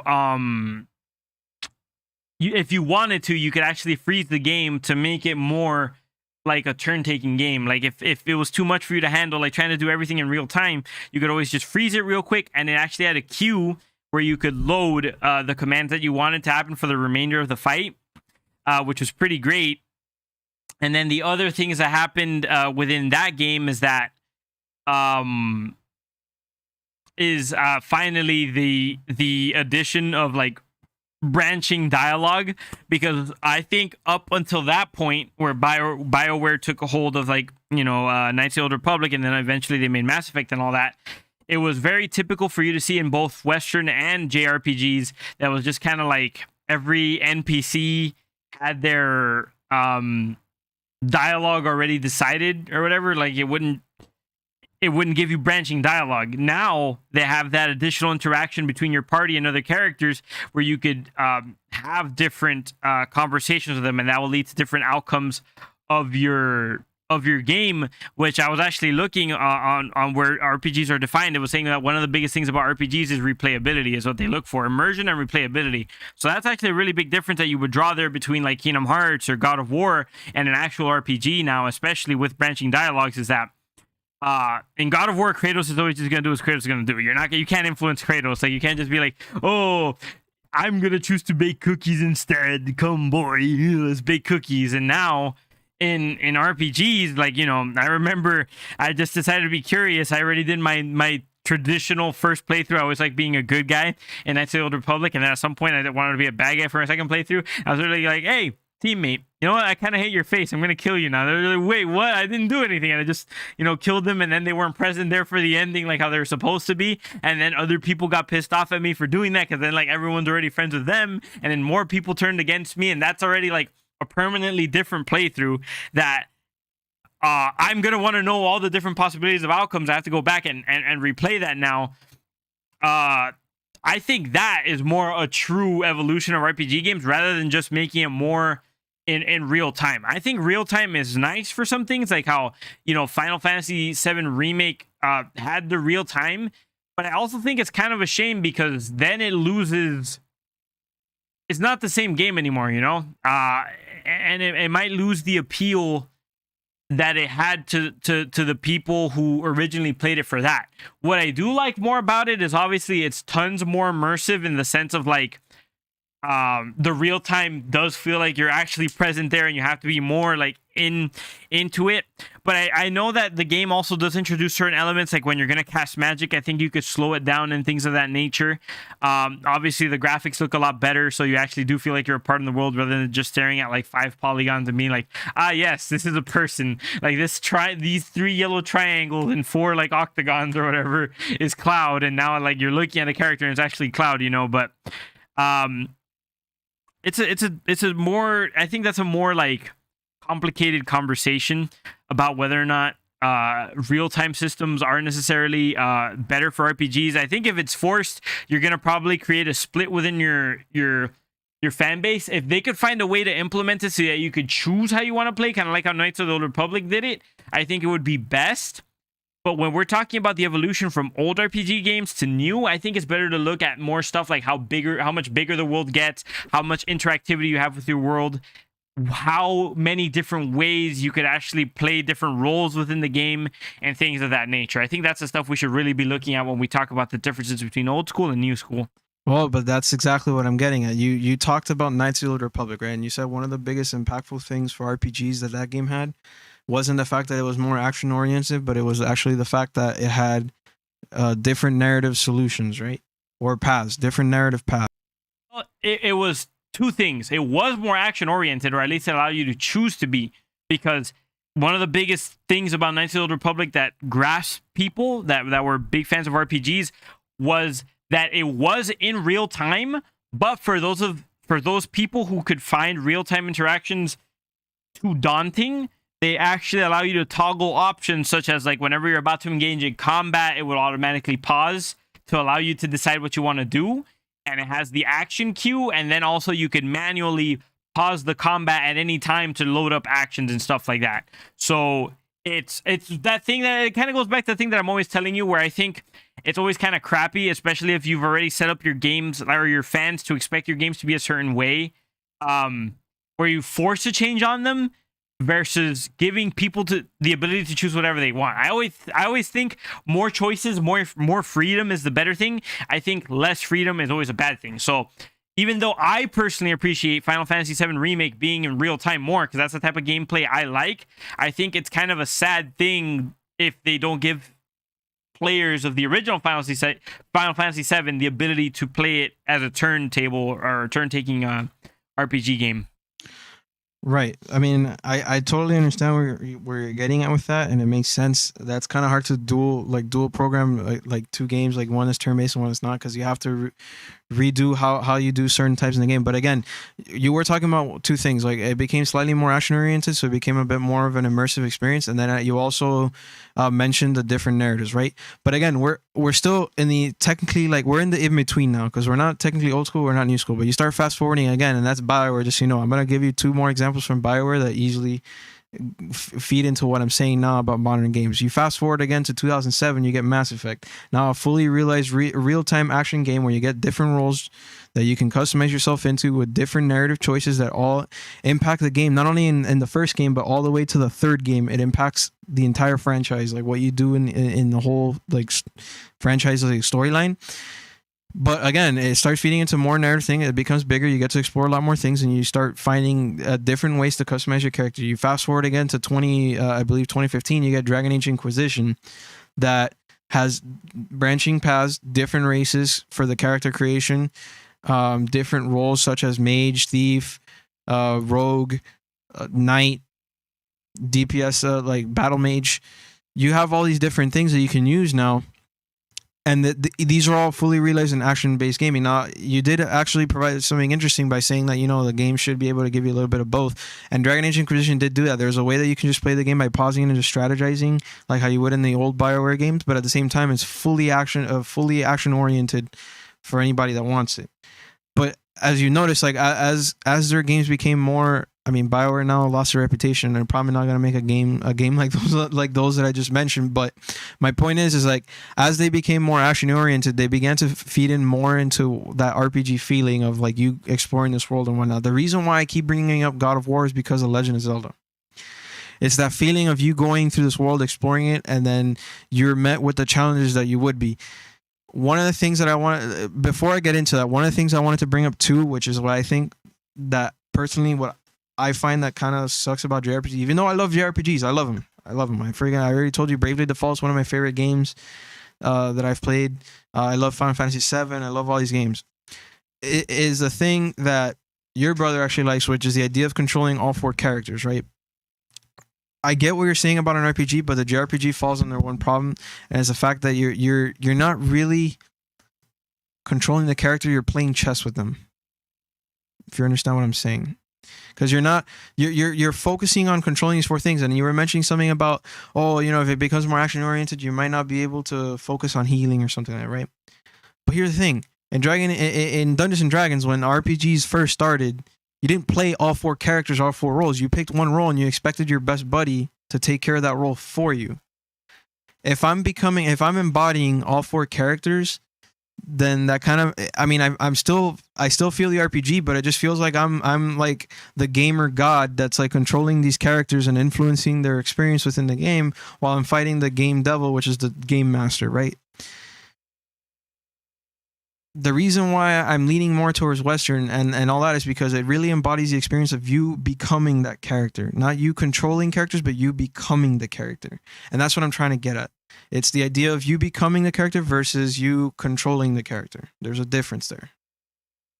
That's true, but ultimately that's up to the people to decide whether they want to just control a single character or whether they want to control multiple characters. There's an example of JRPGs where you control just one character, like Quest 64, for example, for the Nintendo 64, and that was still a turn-based JRPG game. It had a couple of interesting additions in the form of like combat areas that, you know, your abilities can only work within a certain area of effect, and then, you know, same thing for the enemies and stuff. So that kind of created a certain difference there, and I think it. No, yeah, I know. The only thing that it had in real time was that you could move around, but the combat was still largely turn-based. But again, that's not necessarily a Western differentiation versus a Japanese RPG differentiation. Like there you can find examples of that on both sides. Now, sure, one might be more popular one way or the other, but ultimately, I think what we're talking about, anyways, on this episode is old school versus new RPGs. So when we're looking at old school RPGs, a lot of what you're just basically seeing, at least in terms of like gameplay, is usually, I guess, the camera or point of view is like top down. You either play as a single character to a whole party. Largely, it's turn based or I guess more slowed down combat to allow you to it's called real time strategy. That's like the one like Final Fantasy VII where it's still active based combat where it's still turn based but like it's still active, which is what KOTOR has. I wouldn't think it's real time strategy. Real time strategy is a little different. It's more like, because then you're starting to talk about StarCraft and stuff like that, which is not really an RPG by any stretch of the imagination. That you're already talking about like building bases, getting like revenues, like money revenue. You're talking about building up an army, attacking other bases and stuff like that. That's different. I think you're talking about action RPGs, and this is already like kind of getting murky because if we're talking about pure RPGs are different from action RPGs. And so the thing is, like how Black Wither Rose here was saying, we haven't been looking at the messages here. Black Wither Rose is actually mentioning that in Final Fantasy VII, the remake, you could actually go ahead and turn it on classic mode, or you can make some changes to make it as close to the original as possible, which is great. I think then that does justify you making those changes to, you know, make it more modern or whatever, because now you're not alienating anybody, but you're also allowing it to be more immersive in like the fact that the combat's more realistic because of the fact that it's real time, like how real life is. The graphics look better and everything of that nature. So if you're gonna bring it more to be an action RPG, I think that is a modernization, as long like it's nuanced. That's the case is as long as you have an option to turn it back to turn based. Demon Souls was always an action RPG, so they don't need a reason to ever go back or to add a turn-based feature. You know, they could just leave it as is. But is it a pure RPG? I don't know. I don't think you can say that per se. Why not?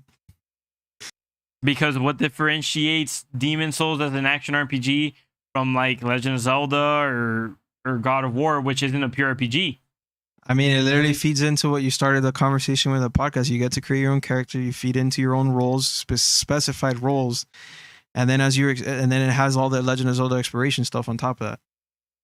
Well, yeah, that's true. I guess that is the case then. Yeah, because you could specify your specific build, get certain abilities, get certain again, items. like Legend of Zelda is considered a hybrid RPG, hybrid action adventure game, and God of War has a very similar thing. What I'm trying to say, the reason why I keep bringing up these games, it's not because they're RPGs, but because they have one key thing that I feel that JRPGs missed the point. Or not missed the point, but I guess at the time they didn't have him, and now they sort of do. It's the idea of exploring. Like when you enter God of War, you literally feel like you are part of the world. Like you start off and it's like, oh, the gods are looking for you. You have to hide, and then all of a sudden you go to the Lake of the Nines, and then you start going through like these different islands and fighting different items that could help you out with like the world or resources to craft gear and stuff. But then like as you're going in, you if you get Mimir in the story. Mimir, then he starts telling you stories. Oh, this is like the island of a giant that like died because Odin was, and you start getting into this world where you become a part of it, which is what people really like. You know, when you get into Final Fantasy, you get into the world of the crystals, and there's these powerful crystals that can restore the light of the world, and they're dimming, and there's people that are trying to destroy that because they want to summon like God knows what whenever they want for extra power, right? But what I want to say is like, the new Final Fantasy remake did it perfectly. The old ones, the reason why for me they're so hard to get into sometimes, I can get into them. I love them from time to time. But the reason why they're so hard to get into and why God of War speaks to me so much is because when you go to an area in a JRPG, you explore this dungeon, but the most that you do is just kill enemies and then get to the boss. This happens in Destiny, that happens in Division, that happens in anything. In God of War, when you go into a dungeon, you start exploring like Legend of Zelda. You start getting these chests, and then there's different ways to move up and down in the different levels. And then, of course, there's enemies, but sometimes there's not even a boss.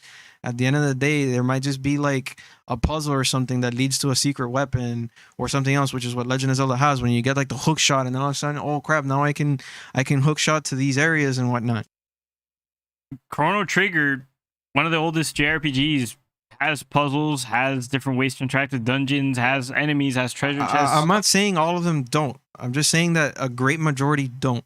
And there's specific games like Chrono Trigger that do special things like that. Like I could call back Golden Sun right now, which literally it's a game where you're an Adeptus that has the ability to use magic within an element. But they incorporated that into the gameplay intelligently. So if you're an Earth user, you can create platforms for people to jump across caverns or chasms and stuff. If you're a water user, you can douse fire so it turns it off, which it could like unlock a door or something. If you're a fire user, you can burn ice, which could get things out of your way. And then they incorporated the idea of the lore into the gameplay so that it gives you an intriguing aspect to the game that adds more to the world. And I think most JRPGs miss that. I mean, no, we're naming too many to say that that's the case. Okay. Here's the thing. Remember that there's shovelware. So it's like for every 2 or 3 games we name, there's 100 that do it wrong. I can name you like a ton of like beat 'em ups, action adventures, or shovelware too. So let's not just talk here and pretend that JRPGs are the only ones with shovelware. Shovelware is a common thing for every type of game. Like people just try to release crap games for different genres all the time. Okay, here's the thing. For some reason, you aren't really bringing up that many modern day RPGs. You're more just referring to action RPGs as a modern RPG. Well, look, okay, let's talk about modern RPGs. So again, Mass Effect, right? Perfect example of a modern day RPG. You start off with creating your character. You can pick the role that you want, and then you set into this world where there's a lot of conflict between like different alien and governments or like institutions in this interstellar like area of the Milky Way galaxy, right? And there's a different, everyone has a different perspective as to how the council should move forward, and the council is trying to remain the peace among the races. And of course, humans are now entering, so they don't have as much history within the world, so they're not as favored as the other races. But as you go along with the journey, you go to different planets, right? And in different planets, you can find either different resources for armor or upgrades, or you can just find different gear that you can use. You have, for example, you love in Mass Effect 2 the whole planet excavation thing. In Mass Effect 1, I'm one of the few people that love the Mako driving, which you land on a planet with the car and then you go and look for resources or secret areas in the planet, which is very similar to God of War. I'm just calling to it because it's the most recent example I have of memory, but Mass Effect, for example, did that. You land on a planet and you go searching into different crevices for different things. Now, JRPGs had this, but what I'm trying to say is that it becomes so much more impactful as it becomes modernized, that to me, I could understand why a lot of people are constantly disconnected or they have a tough time getting into JRPGs, if you get what I'm saying, because the prospect of the animation of you actually going to pick up something versus you just hitting an item and a menu pops up, it completely changes the way you're immersed in the world, right? It's just my opinion. By the way, guys, I'm not rolling my eyes at Jordan or anything. It's just that my eyes are really bothering me, so I'm going to keep, if you're watching the YouTube video, you'll see me keep prodding at them because they've been like really dry the past couple of days. I need to like get eye drops or something. But going back to the conversation I'm having with Jordan here, I mean, the problem I'm having is you're making this weird distinction. Instead of just doing old versus new RPGs, you're talking about also Western versus JRPGs. But I was playing Diablo 3, which is like almost like starting to be more the modern age of RPGs, Western, and there's still that disconnect of actually picking up an item versus like you see your character actually getting it. You're making a bunch of like weird distinctions without necessarily cleanly drawing a line between like the different types of games or where they're from or this area or this and that. Like Ocarina of Time isn't even a pure RPG. It's a hybrid between RPG and action game. Ocarina of Time 64, you pick up an item, you literally see him get it. I think in A Link to the Past, you literally see Link picking up an item and getting it. And that game's ancient. That game's like Super Nintendo. So again, it's kind of hard because like again, RPGs in the past were quite different, whereas Western developers, like, let me tell you a little bit about the history of RPGs. So in the Western world, when Dungeons and Dragons was hitting and all that stuff, the idea was actually text-based adventures with narrative. They actually started off with narrative, and they eventually became fully realized with a point-and-click system in the Ultima games, where you'd go on this dungeon and you'd crawl through it, and then you'd have a text-based adventure, right? Whereas on the Eastern side, you had the JRPGs, which are all the strategy combat games, right? But here's the thing: the Western focused mostly on Contra and real-time action-based games versus the Eastern side of the gaming industry, which focus more on RPGs and strategies and stat numbers and all that stuff. The reason why it's hard to distinguish because RPGs in the West didn't become fully realized until the 2000s, which is when Diablo started changing everyone's minds. Games like Diablo, games like Warcraft, that were real-time strategy games, but then evolved into RPGs versus And of course, there's always Ultima. I'm not gonna disrespect Ultima. That series is like the longest running RPG in the Western era, but there were so few in between. It's few and far in between versus the Japanese games, which were more focused on that genre than anything. Right? Like when you hear Western RPG, I mean Western gaming, you don't hear Final Fantasy VII. You don't hear Dragon Quest, you hear Doom, you hear Wolfenstein, because that's what the West was focusing on versus the East, which was focusing on RPGs. So when I speak a lot about old school RPGs, I'm talking like all the way from like the original Final Fantasy games. Like we're going that far back because they are the ones that created that history, and we evolved it in our own way, and then we helped them, and then they evolved it their way, and it goes back and forth, but they started it pretty much. To simplify it, I guess you could also just bring up the example of the fact that Sony, which is a Japanese console, PlayStation, which is a Japanese console made by Sony, when they originally designed the controller, I don't know if this is a myth or not, you could confirm it or not, but I heard that essentially the whole reason why you have the whole X, square, triangle, circle is because of the fact that, like, X was supposed to be like cancel or like cross, whatever you want to call it. Circle is supposed to be select, square is supposed to be menu, triangle, I forget what the hell it's supposed to be, but basically it's indicative of being a controller that's ultimately designed to be able to play RPGs regardless. Exactly, and that's because in the Japanese market, RPGs were big, and they still are today. It's just that's what their market was, so it was catered to that. But hilariously enough, that's not what happened, right? Freaking Castlevania came out, Silent Hill came out. I'm forgetting a big one now, and it's making me sad. Metal Gear Solid, how could I forget? Metal Gear Solid came out, right? So all these games started changing their perspective. Then they started going into more real-time games, and that's when the PS2 era came, right? Then we started getting our God of Wars, our Prince of Persia's, our Jack and Daxter's, our Sly Coopers, and then the world changed. But originally, the PlayStation was created for that because that's what the market was, and that's why when you're seeing me make this distinction between the West and the East is because the West didn't come into the RPG scene as deeply as it did until the more modern era versus the JRPGs, which are like basically the Japanese market ruled RPGs from like the 1980s to the 2000s, and it's from the 2000s on the Western RPG started coming in and changing the market, and that's pretty much why I'm making that distinction. Now, as far as I'm going with this, it's kind of like what I'm saying. It's like all these games have a piece of each, but none of them fully hit on each category, and I think that's what we're all waiting for. That's why Genshin Impact took the world by storm for like 5 minutes before everyone realized it was just a money grab. Because unlike most gacha games, they pulled off that Breath of the Wild experience, coupled it with real RPG mechanics, and then took it forward. The problem is that, again, the game is still, I guess the company wasn't big enough to do it, or they didn't want to make it, they didn't want it to go that far, because when you go into dungeons, it's just an arena. It's not even like a full dungeon like in the old Zelda games or anything like that. But the idea of an RPG is there. You got your narrative, you got some, even in the game, surprisingly enough, you have choices. You actually do have a little bit of choices. They don't really impact the story in any way. It's just for you to respond a different way. It's more like an emotional response type of deal, right? But then you go to dungeons and you start getting items to craft your gear and improve their powers. So it gives you a sense of investment. Then you have a sense of exploration. As you go along, you start using the different characters to find a way around certain areas. So for example, if you got flaming plants and you want the seeds, you have to use a water-based character or ice-based character to turn off the fire off the plants to grab their seed. If you have a claymore using character, you have an easier time breaking boulders or rocks in the game for resources. If you have a bow and arrow character, you have a good chance, or you have a better chance of dealing with a character or an enemy that's above you or in a different height, or maybe like on a tower or something, right?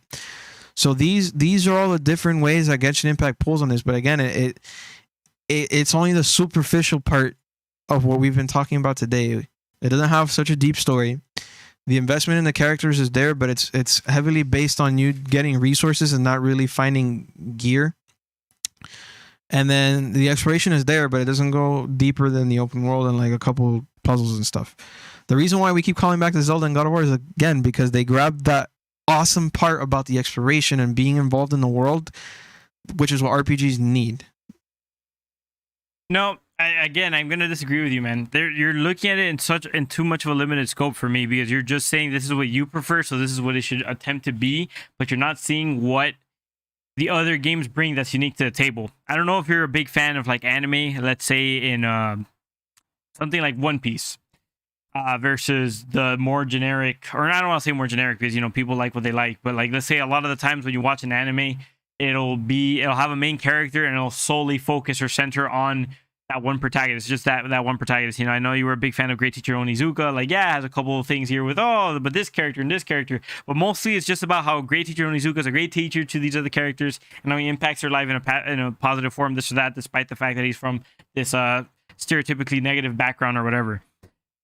One Piece, what makes it great is that even though the story does largely follow Luffy and his interactions with people as well, and what he does for them and trying to find the One Piece, is that every character has an arc, and it's much like a JRPG where you're building your party with different people who play different roles within your team. So for example, Luffy is the captain of the Straw Hat Pirates. He's the decision maker. He's also the strongest member, of course. He's got to represent.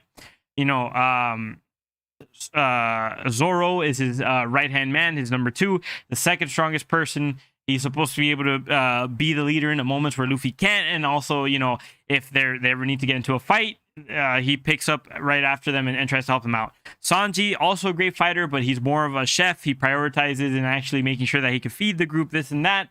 Nami, she's the navigator, etc., right? So it is much like an RPG in the sense that they're building that party, going on that adventure, fulfilling quests, so on and so forth, which you can't get that feeling from God of War. You can't get that feeling from Legend of Zelda. You can only get that feeling from a game like Chrono Trigger.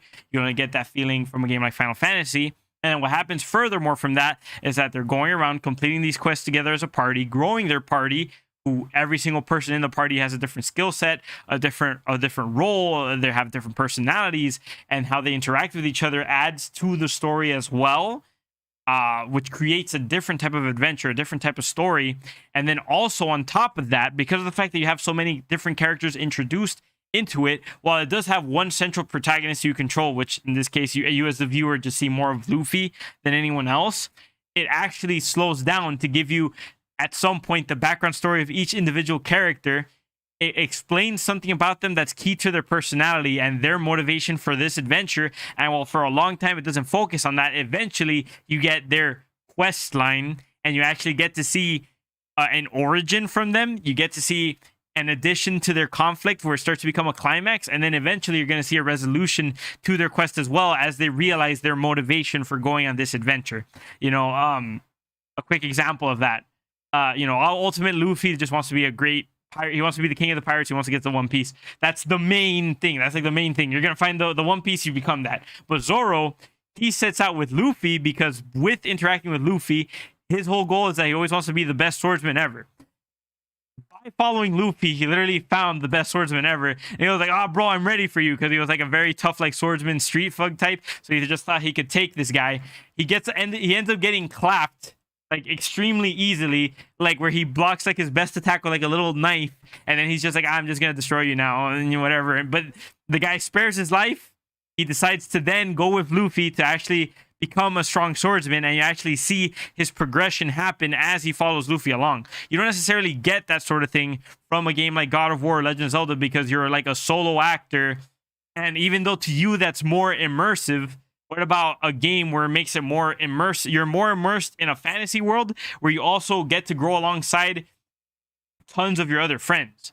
You don't really get to see that in other games. You can't even say a game like Destiny provides that for you, because what's your progression that you get to see? Hey man, I got my level 20 light chest piece that lets me press circle to move a little bit faster. That's not something you actually care about. Like, where's the resolution to their story? Why are they following you? What's their motivations? What happened? Why is it that they have their abilities? What is their role to the party, and how is it that they're gonna grow meaningfully aside of being able to just dash a little bit here and there? That is something that's unique to JRPGs most of the time, where they have the party system that you don't really get to see that in all these other action RPGs. Is that One Piece-esque massive adventure that you get to see all your characters grow and interact and be a part of your story, and you get resolutions to these separate quest lines and stuff like that. That's something you haven't really considered, because you can say it's more immersive in a graphical standpoint, in how the world looks and in how the combat feels, but what about in meaningful things such as your friendships and stuff like that. Because you and me, it's not like our life when you look at it at a narrative standpoint, has just been, oh, Jordan, we're gonna go scatter the wife of your ashes, the ashes of your wife, excuse me. We're gonna go scatter the ashes of your wife, and then we're just getting beat up. I'm just like, oh, Jordan, I'm your son, like help me, whatever. And then we just get into fights, and then we like, finish the story, and that's it. No, it's more like, oh, this is my background, this is my motivation. We're gonna do this. We meet someone new along the way. You meet someone new along the way. That's something you don't get from the action RPGs you're talking about. I think that's a point that you could at least give to those games that they do have in a more immersive sense, because that in a way is a more realistic aspect of that character development that these other games have. It typically in action RPGs, because of the fact that they do prioritize the real-time combat and things of that nature, that's where the priority goes. But then you get very linear story, like character development, very linear narratives, period. Whereas even in a more dated turntable game, now you're more free to focus not only on the different optimizations you can make for combat, but also how all your different individual characters grow. And then you also get branching quest lines to see how the resolution for everybody is and the different ways that it happens. Even Chrono Trigger has, like, I don't even know how many different endings it's supposed to be. I know it's like over 10, maybe 20. I don't even know. Like, my brother's done a crap ton of them. But depending on all the different things you do and the different decisions you make and the different quest lines you take, you get all these different endings. You can't say the same thing for God of War. You can't say the same thing for Legend of Zelda. As great as Legend of Zelda is, you're going to get the same ending every time.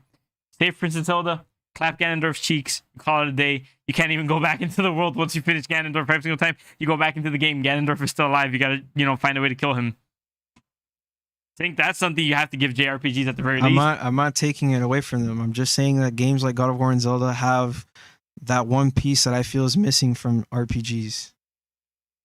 What about the piece that Legend of Zelda and God of War are missing from JRPGs? Right, but Legend of Zelda and God of War aren't RPGs. I'm just saying what JRPGs and other RPGs are missing. That's all I'm saying. I'm not saying that they are RPGs because they're not. I'm just saying that it speaks to me that they have something unique that is missing mostly from all the RPGs I've played, is what I'm trying to say.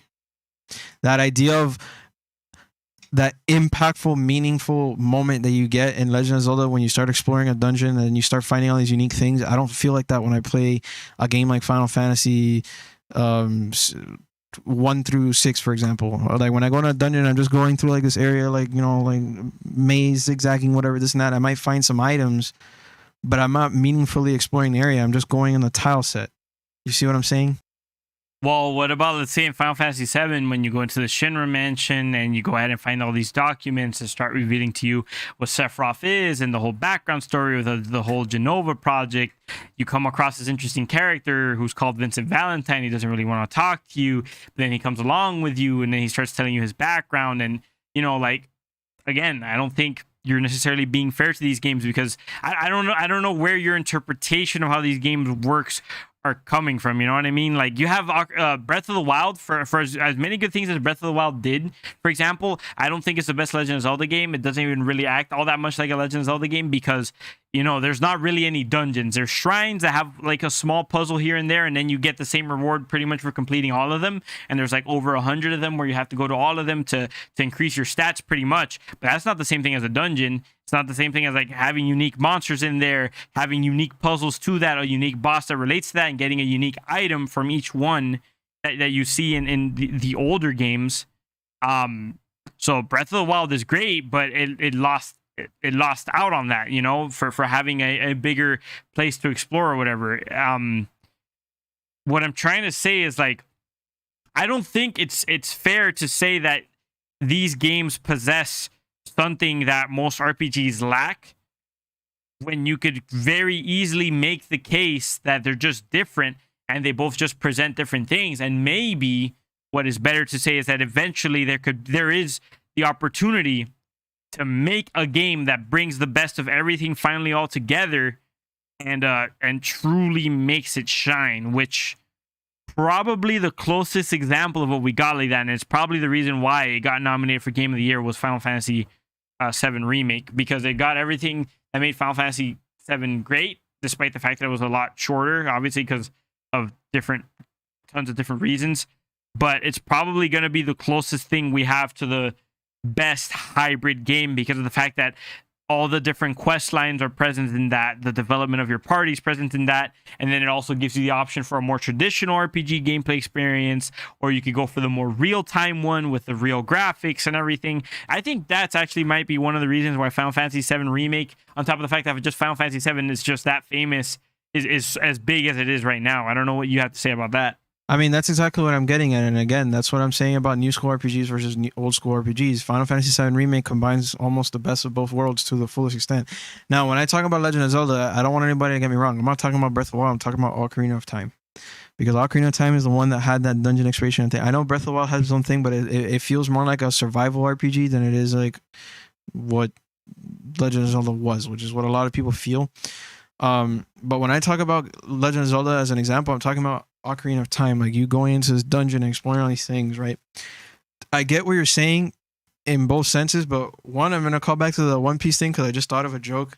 You're basically telling me that God of War would have been better if every time we meet a new character, it would have like, hold up, let me spend a 10 episode arc to give you my backstory and my whole purpose for being a story.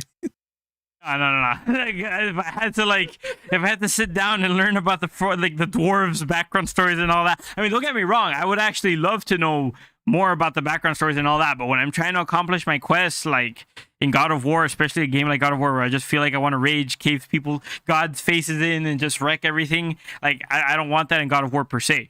But I'm saying what, like the point that I'm making is that, you know, while there's elements of God of War that would be cool to see in RPG games, I don't think it's fair to say that it has something RPG games don't, especially when RPG games have largely something that is missing in games like Legend of Zelda and God of War, which is that One Piece-esque, like, grand sense of adventure. Because God of War has a pretty big sense of adventure, but it's not as massive as an RPG is because Chrono Trigger, you have massive worlds, like decently sized worlds to explore, and on top of that, you have multiple time periods to explore. Everything from prehistoric times to literally the end of time when time ceases to exist. If you're going to sit here and tell me, oh, and you have the quest line of like 15 different characters to complete that like evolve gradually over time. If you're gonna sit here and tell me that you're gonna spend as many hours in the narrative of God of War as you are in Chrono Trigger, with it still being fresh, I think you're sadly mistaken and you're lying to yourself. Because the size of the adventure just increases exponentially due to the fact that you have different time periods with already big worlds to explore, and on top of that, such large quest lines for each of the characters. You know, some of them are shorter than others, some of them get resolved quicker than others as you meet these characters.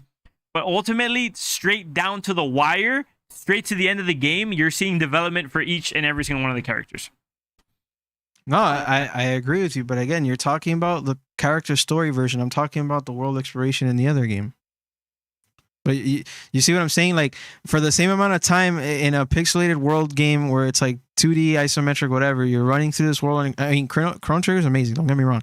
But again, you're doing all that. Within 10 minutes, you can probably cross 2 cities, depending on story development. Whereas in God of War, in 10 minutes, I probably crossed from one side of the cave to the other side of the cave because of how big the world exploration is. I've already spent upwards of 40 hours in the game. I still haven't completed it now. I'm finally just got to the first realm. Like, there's a lot to the game too. You're taking away a little bit of credit there on God of War. I think this stems from you not playing Chrono Trigger yourself because you don't get it. Chrono Trigger has so many like different parts to explore, and on top of that, there's challenges along the way to make sure that you can't just blitz through it. Already, you have massive maps. Parts of it can't even be unlocked until after you get the ability to fly on like a plane. So like, let's say the first time you visit a part, you can only do a certain portion of it. Maybe there's secret bosses you're not ready to fight. There's different monsters you have to go through. There's parts that aren't even essential to the main storyline. So if you want to explore just for side quests, there's different dungeons you could do or different caves you could explore that you could find secret weapons in, fight secret bosses at or whatever, complete certain challenges. If you want to go to the forest, you have to fight through all the different monsters. I've played God of War I've played Chrono Trigger. I've seen Chrono Trigger played almost its entirety. I can tell you for a fact the exploration in Chrono Trigger is a lot more expansive than God of War. God of War, while it does have that open worldish feel, it does still feel linear because it's more like, you know, your central part of the game is the lake where the world serpent's at, and then you could use the Bifrost to go to different worlds, which to God of War's credit, by the way, it does have that Chrono Trigger-esque time travel feel because of the fact that you're able to travel to all the different dimensions. But very obviously, all the other parts, all the other worlds are infinitely smaller than Midgar. Like, Midgar is definitely the biggest one. All the other ones are like small sandboxes in comparison. And then the big thing is that while there's a lot to explore within the hub, that leads you to the Bifrost, you know, in the lake where the world serpent's at. And you obviously have all the challenges and the side quests that are all outlying that you have to canoe across. Number one, you have to canoe across most of it. Like, you canoe to a certain part, right? Like, you take your boat to a certain part, and then it's just like a linear path or here too. So that's already more limiting in scope. Then, like I said, to God of War's credit, it has all the different worlds, but they're also a lot smaller. They also tend to be like more linear, like with a couple of branches here and there. And then same thing for Midgar too, which is the biggest section. There's a couple of parts for that loop back, which all tend to either lead back to the world serpent or they lead you back to your house. But they're all usually just linear paths that branch up, and then you climb up here, go down here, cross a bridge here and there, which is fine. But Chrono Trigger, it's like on a different scale. You have your house, you have your neighbors' houses, you go to the village center where they have the carnivals, there's the castle, you can actually explore the entirety of the castle, there's a dungeon, there's a jail, there's this part, there's a forest. Across the forest there's a different part of the city. You could take a boat, it takes you to another city. All of a sudden, you unlock the ability to time travel. Now you can go to the same place in the medieval ages, so everything's built different. The castle was built different. There's different parts to explore. Prehistoric ages, the world like shifted, like it wasn't even the same place anymore. There's dinosaurs now. There's caves. There isn't the forest anymore. There's this, there's that. After the apocalypse, everything shifted again. Everything's different. Everything's filled with robots. There's no recognizable parts to the games, or a ship appears in all different timelines now. So now no matter where you go, there's this massive ship they have to explore, and it's super, super large, and you have to play it to understand, but it's on a whole different level from God of War. God of War's exploration is amazing, but it's not anywhere near the same size of Chrono Trigger's is. Right, but we're talking about two different things here, and I guess that's where we're getting our miscommunication or misunderstanding. When you say exploration, I hear different areas and lots of meaningful places to go to. When I say exploration, I'm talking about meaningful interactivity within the areas that I'm in, thus creating an impactful experience. There's a difference. You're talking about impactful areas via story and large, like, areas. I'm talking about like impactful exploration via the interactivity and what I receive per area I explore, which are two different types of experiences. Which, again, this is what happens. Final Fantasy VII, big, massive. There was like the whole world to explore, and then you had the airships, and then you had to go back and forth, and then you had to go. I believe it was down the hole at the center of like the earth or whatever to find Sephiroth and this and that. All of a sudden, you go up to Final Fantasy VII Remake. All you get is a Shinra area, the first area, but they blow it up. It has 2 floors and all these different quest characters you originally didn't go to, and it completely changes the way you explore Final Fantasy VII because it's completely revamping everything. And that's what I'm trying to say. I'm not going to hide the fact that God of War, isn't corridor-based, because it's exactly like Final Fantasy VII. It's a corridor-based game. You're just going into linear areas that all interconnect to give you the sense of exploration. Which, again, I'm gonna make this is a small rant. I'm pissed off that Godfall literally copied God of War in every way, shape, and form, level design and gameplay, and still effed it up. How do you do that? How do you copy greatness and fail? But whatever. That's just its own. The answer is easy, my friend. It's called money grab. It's seeing something, think you understand the formula, and think you get in on the money train without actually understand what makes it great. God of War, while it has great exploration, great combat, and everything, yeah, it adds to it, but that's not what makes it great. What makes God of War great is just everything. Like, they took the time to get excellent voice acting, excellent graphics, excellent combat, interesting narrative with interesting characters. They just got everything great. The world is interesting. You actually want to explore everything. There's all these different interactions. Godfall has none of that. Godfall is like, oh yeah, we have the same camera angle, decent looking graphics, similar combat, and that's literally it. That's like Yeah, no, beginning that was just a small rant, just me being upset that they somehow copied everything and still failed. Because I mean, Genshin Impact copied the living daylights out of Breath of the Wild, and they did a great job. So it's like, it's just funny to me. You know, I've seen a lot of copy pasta games before, but they were at least halfway decent. Godfall just completely they missed everything. But anyways, going back to the thing that I was trying to say, it's like, it's that feeling of the impact that you get from the area that you're exploring, right? So you're talking about, oh, you go across this bridge and you go up and down. Yeah, I could say the same about every old school RPG. It's like, yeah, you're just going left and right, up and down, because there's only 4 directions you can take. And that would be me discrediting everything that's great about JRPGs, which you think I'm doing. I'm not discrediting what they're saying. I'm just saying that there's something impactful about the immersion of the real-time gaming that strategy games don't have, which I think are missing. And I think, look, a great game, maybe I haven't played Chrono Trigger, so obviously, you know, maybe I don't have as much knowledge to speak on it, but a game I could talk about is Golden Sun, which I have played. It's a game, like I said, that on top of being an isometric, you know, 4-way RPG game, they found a way to incorporate your magic abilities that you were using in combat into the actual world design. So you'd have to think about how you would explore a cave, for example, building a piece of, I don't know, like a pillar of earth so you can jump across a certain bridge, or create your own bridge, or, like, you know, like I said, freeze a lake so you can go across. Again, I'm gonna credit this to the fact that you just haven't played the game, so you're speaking out of ignorance for it. Chrono Trigger, for example, you want to explore the mountain. The mountain is extremely windy. The only way you can get up the mountain is that the breeze will come in every so often. You have to literally force yourself to get you and your party behind the trees before you could keep climbing up of it. So there is real-time interactions within the game. It's just that the combat in particular is turn-based. There's a castle that belongs to this evil mage called Magus, or Magus, however you want to pronounce it. There's a part where there's like 3 treadmills. You have to try to get through it. There's holes that'll open up and take you to a different part of the castle if you take a misstep. And also there's guillotines constantly coming down that'll kill you if you're not careful with where you step. Because someone's like, there's a bad guy who's like trying to kill you as you're coming across. He's like, you guys will never come across. I'm just gonna murder you. And then he activates like all the traps and stuff. Or, you know, there's a lot of interaction in the game. You just don't know about it because you haven't played it.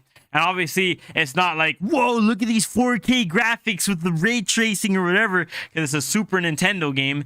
But within a turn-based system, there's still ways to make real-time interactions within the game that makes it immersive.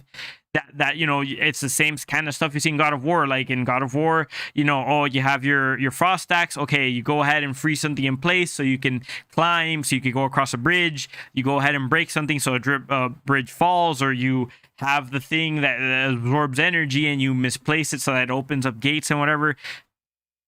That's stuff that Ocarina of Time has. Like, that's not that advanced. It's kind of dated. But that's why I'm using both of those examples. Oh, yeah, but that's what I'm saying. Chrono Trigger already has stuff like that. And on top of all these other things that you don't even see in games that should have it. Like games that have weather effects like The Division.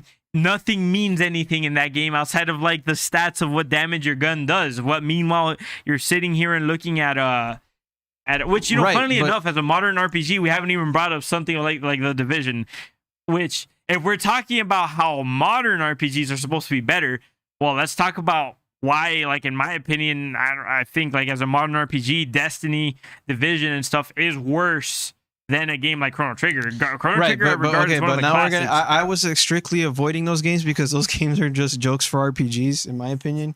And as much as I love Destiny, or as much as I like playing Division, they're never gonna be anything close to what an RPG should be, in my opinion. I mean, I know that Bungie's trying to revamp whatever they're trying to do, but they have to figure out what they want to do first before we can even say anything. And Division, it's just Ubisoft looks like they're giving up on the franchise as time goes on. To be honest, it honestly looks like they're giving up. So I'm not even gonna get into that, because then we can start talking about Marvel's Avengers, and I don't want to sit here and talk about Marvel's Avengers.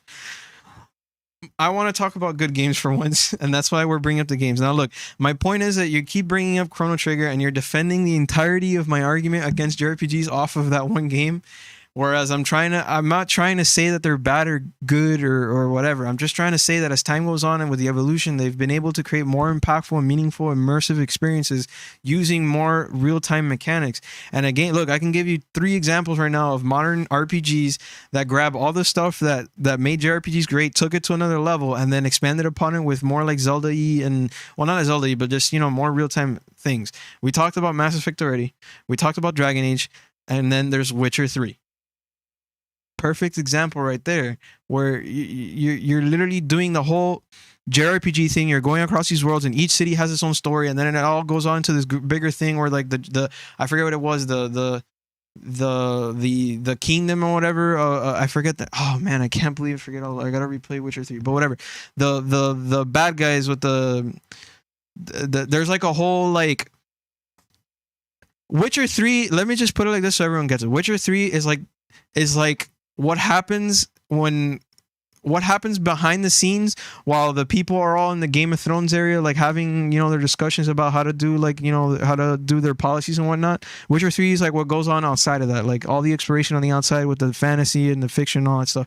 So you have all that aspect where there's like these different governments and stuff similar to Chrono Trigger and all that going on, and you have these different areas exploring, caves, and then you have like meaningful choices that, like, if you make them, you maybe, I don't know how far you got into Witcher 3, but I'm gonna try not to spoil it too much. But there's a choice where literally you can either leave kids like continuously being eaten by certain characters in the game, or you can save him, but the only way to save him by releasing a demon that's gonna destroy half the world anyway. So you have a choice to either save kids or destroy half the world.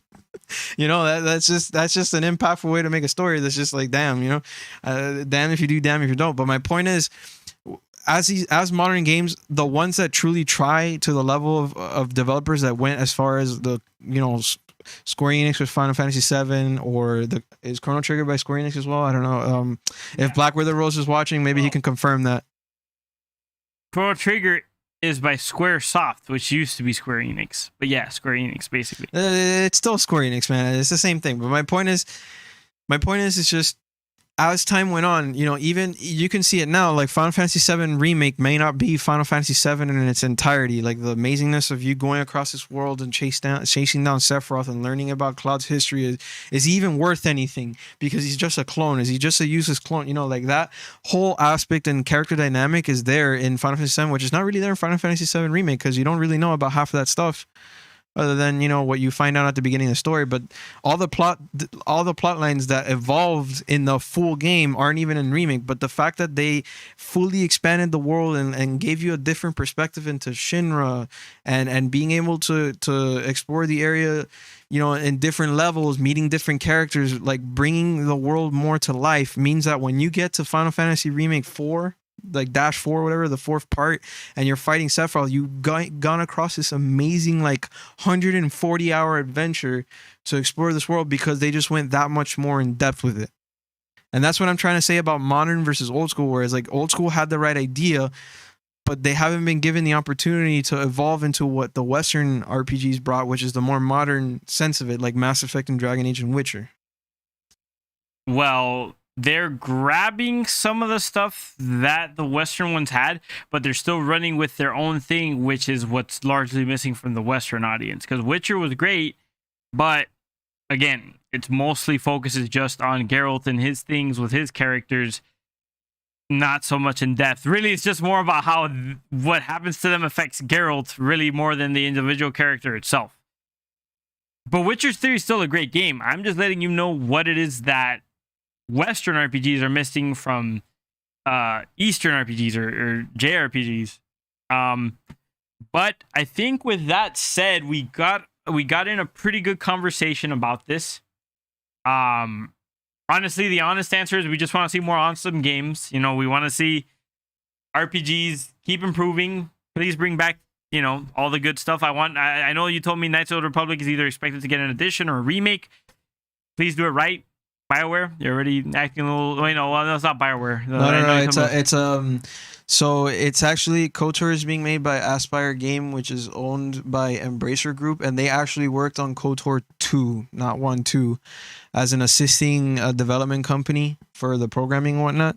So they already kind of have a little bit of the magic as to it, but I think it's just gonna end up being a remaster because I doubt they have the size to bring on a full size like AAA budget game, and I don't think Embracer Group is gonna give them the funds for that. You know, I don't think Aspire Games has really done much of an impactful project from what I know. They mostly just worked on other titles with other people, so this is gonna be like their first full like big outing, I guess.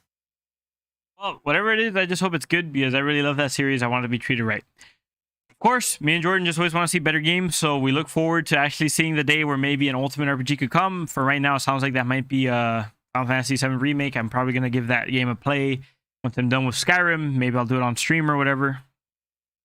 Yeah, dude. I mean, just think about it. What if Chrono Trigger was remade like Final Fantasy VII and just said Chrono Trigger remake Part 1 or whatever, and then like as they start expanding the world, they start bringing in the God of War level of detail, and then like literally the whole experience that you had with like flying a plane in the future, or whatever, is like GTA instead, where you're literally just flying the plane across. Like I don't know, they could do crazy stuff with it. It's just up to the developers, and I think Square Enix. I mean, they've even mentioned it too, and this is my problem again, which is why I always tell like your brother, why I always troll him with the whole cooperative-based thing, is because officially the developers of the game, specifically the creator, came out and he said we literally can't make a world as expansive and as big as Final Fantasy VII was because the graphics engine just literally would not be able to hold on to it.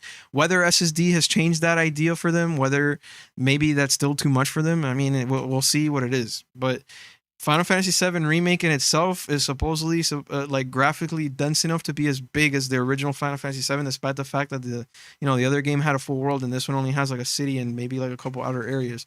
But it just goes to show you, man. I mean, I don't know. It's gonna take some big boy company that's gonna be as skilled and dexterous as Rockstar is with creating open world games, and as talented as CD Projekt Red was in 2015, and as maybe as enthusiastic as Square Enix is to make something that amazing. We have yet to see what it is. It's probably going to have to be for something that guarantees money. So in other words, Final Fantasy VII Remake is probably going to be the one. I think Final Fantasy VII Remake is going to be something that's worth watching because it has a potential to ultimately be the ultimate RPG game. It came close, almost won Game of the Year. So there's something there. There's definitely something there. Obviously, Breath of the Wild, God of War, all these games were also close to winning Game of the Year. Ghost of Tsushima. I mean, God of War that came out in 2018 and it did win Game of the Year. So well, yeah. So these are all games that are doing the thing right in their own way. You know, I think. Wait, the 2018 was that also Breath of the Wild? No, that was 2017, right? No, Breath of the Wild was 2017. Yeah, that was Game of the Year that year as well. Yeah, that was Game of the Year, and it's funny too because God of War went toe to toe with Red Dead, but I guess Rockstar's decision to make it so focused on the narrative and taking away the freedom that players wanted is what let it fall to God of War, because they were both neck and neck, and those are probably, in my opinion, right now, the best developers in the world right now are, I mean, Square Enix's company, the one that's doing Final Fantasy VII Remake, and that's because they keep using Tatsuya Nomura, the freaking guy who made Kingdom Hearts. So I mean, obviously their game's gonna be amazing.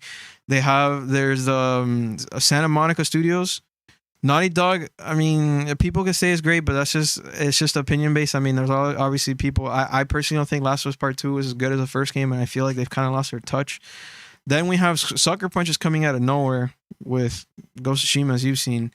And I mean, Sucker Punch has, in my opinion, Sucker Punch has always been a contender. I don't know why like people kind of ignore them. It's probably because they release a game like once every 50 years or something, you know what I mean? Nah, it's not like that. It's just, I mean, that happened with this gen. They just took more time. They wanted to do a bit more research into what they wanted, and they did a good job of what they did. But it's just they were Sly Cooper, but they had, I think, slightly less of a budget than Naughty Dog did. And then, of course, because Infamous was not Uncharted, they obviously got less of a budget than Naughty Dog did, if you get what I'm saying. And then, of course, Last of Us came out and they blew up.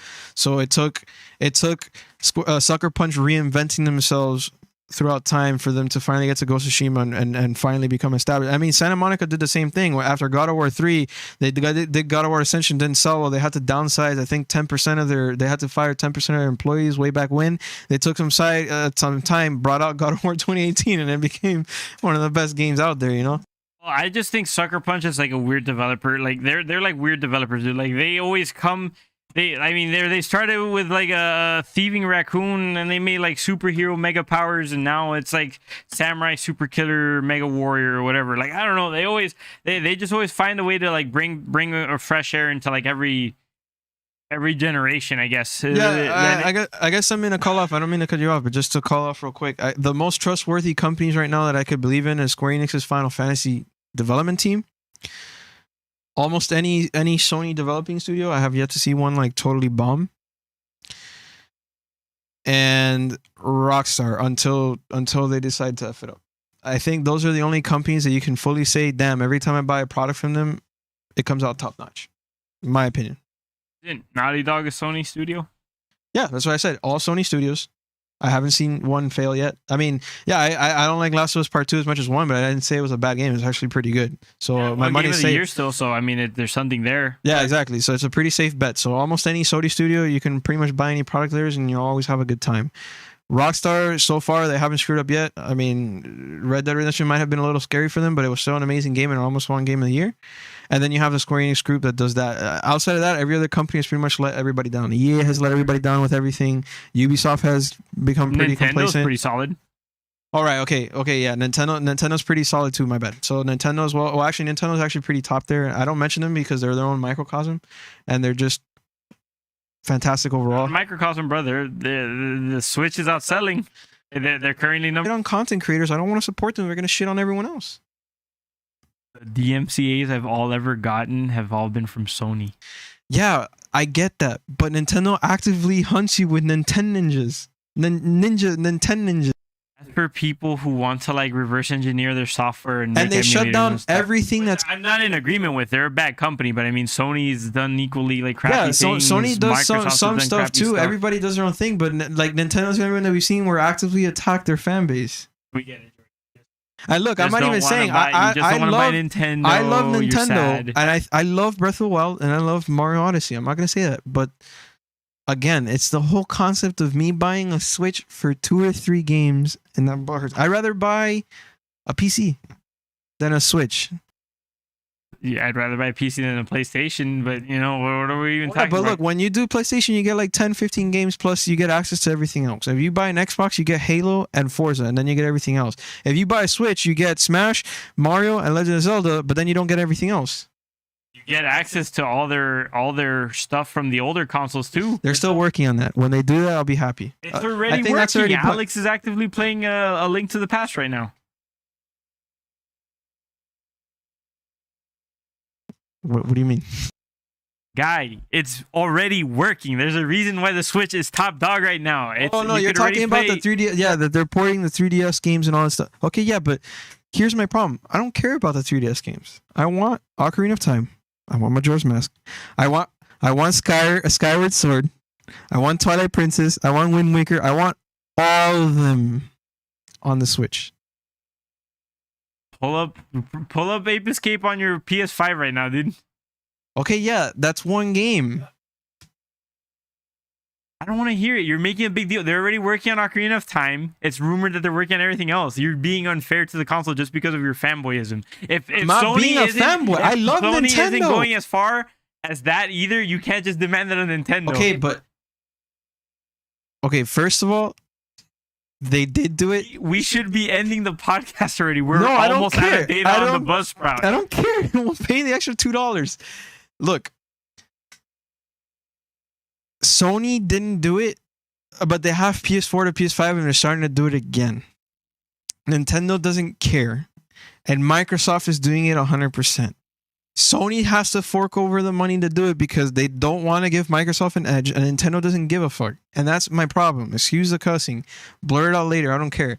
Nintendo is constantly trying to resell their games forever. And I know people who complain about this. Freaking our boss in Office Depot complained about having to rebuy the freaking... Uncharted Mega Collection. No, there was only one trilogy collection. That was it.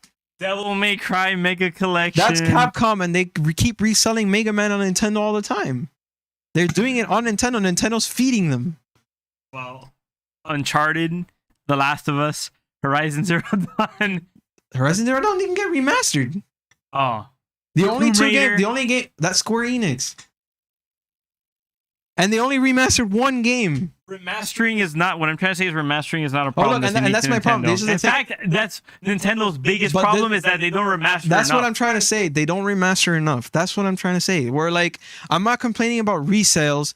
I'm complaining about give me everything on one platform. I don't want to buy 10 different Nintendo products to play your different games. Nintendo. They're Nintendies, dude. Look, okay, just give me my this tendies. This guy's full of crap. Let me tell you why he's full of crap. Literally, he just comes to me and he complains all the time of, oh, bro, I don't want to buy. This guy's so full of shit. You can tell he's just doing this to defend Sony because he's not even getting consistent with his own arguments. Literally, he comes to me crying every single day. Oh, I'm not going to buy the Devil May Cry collection because they're just going to release it on PlayStation 4. Yeah, but that's and then, Capcom. I'm not going to buy the Devil May Cry collection on PS4 because they're just going to release it for PlayStation 5. Yeah, but that's so he Capcom. doesn't buy remakes to begin with, and then I once do he's buy demanding that remake. Nintendo does, oh, make remakes. So that way you don't buy them because you're just gonna be like, oh, bro, I'm gonna wait for the Nintendo Switch 2.5. Oh, wait, no, but they're just gonna release the remakes for Nintendo Wii 360. Like, you don't even buy remakes to begin with because your excuse is always I do buy no, they're- remakes. Barely. I'm not Every single okay. time You every single time misunderstand I my tell complaint. You misunderstand my complaints, and it's mostly with Capcom. It's the fact that every time I buy an old game, Capcom announces like they literally know my credit card or something, and they see the transaction. Jordan bought Bayonetta on November. On Black Friday, 2 weeks later, Bayonetta 10 anniversary edition is gonna come out for PS4. That's what I'm upset about. It's the fact that I'm so late to the game and buying something that they just remastered in front of me. said it right there, though. You're late. It's a you problem. Right, but my problem with Nintendo isn't that. It's the fact that they're not bringing everything down to one console. I have to go out of my way to buy the different consoles to play all their games. That's the same thing with Sony, though. All the games I care about aren't present on the same console. Well, you think I could just go ahead and play Maximo on PS5? No, I can't play Maximo on PS5. You Look, think I could go ahead and play Ape Escape on PS5? No, I can't. I agree with what you're saying. That they made it. The problem with the PS3 is that it was programmed so horribly that they weren't able to keep up with it. But what they see now that the PS4 going into the PS5 is valuable, and they're using their online server system to mimic Xbox's online server system so that they can bring all these old games back. They're gonna do it. They're already working on it. It's the fact that so is Nintendo. Like this is something where until everyone they has do equal that- footing. But this is my thing. Until they do it, until I see them doing it, I'm just not happy with the product right now. And the thing again is, when I go into the Switch, if I were to be a Switch user, I'd be minimizing myself to the potential lot of games. And yeah, sure, you can say yeah because the past and no Ape Escape on PS5. I agree with you 100%. But they make up for it by giving you 10 to 15 games a year. You see the difference? And Switch, you get like probably 4 or 5, and then everyone's just waiting for the next Nintendo Direct. To be fair, most of these games are games that people already own. Like when you told me the 15 games that it was nothing impressive. Like I had Last of Us Part 1. No. I'm talking about 15 games being released year over year. I'm not talking about like the ones that they gave you in the collection for free. Oh, okay. Okay, we're already beside the point here. Nintendo Switch is winning. You're just upset about it. They're only winning because AMD doesn't have the ability to keep up with Microsoft and Sony harassing them, and the fact that, of course, they're trying to sell their own cards, to make their own PCs. They had to literally I think they increased their workforce by like 25% to keep up with manufacturing because they literally can't keep up. You saying you're only winning? That's like me playing you and Justice, and you be like, bro, you're only winning because I can't dodge Superman's lasers. Get good, learn how to dodge the lasers. What? Sony, get good, learn how to It's do the thing. AMD's fault. The president literally came out and said, "We're sorry, we can't keep up." Okay.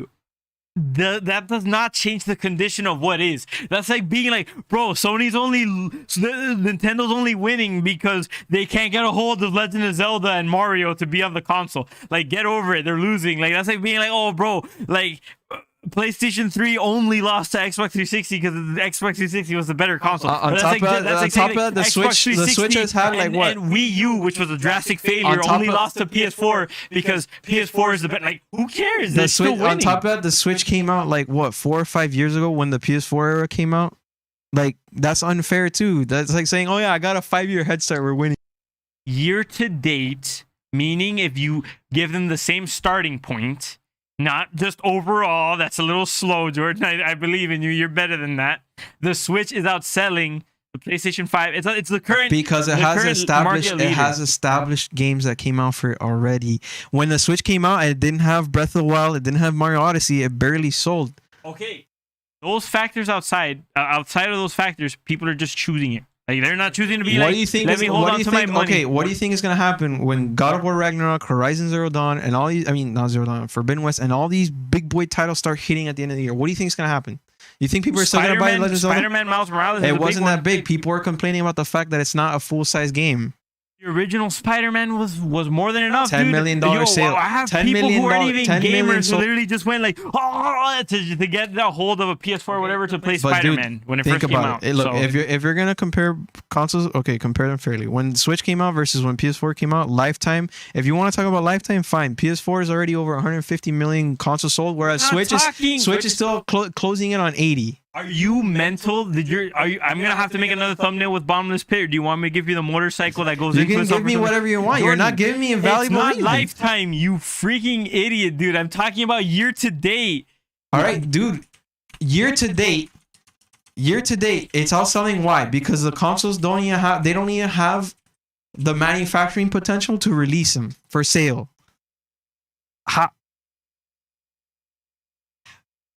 How is that a fair Nintendo is comparison? winning next gen with a last gen console. They're literally ahead, not just in the life cycle of the Switch. From the release of PS5 and Xbox, literally everyone's just like, nope, Switch. And you're not even giving credit where credit's due, because you're forgetting the fact that one of the biggest things you're all weird about is that you actually like mobile or portable gaming, which to me is weird. Like, I don't really like it that much.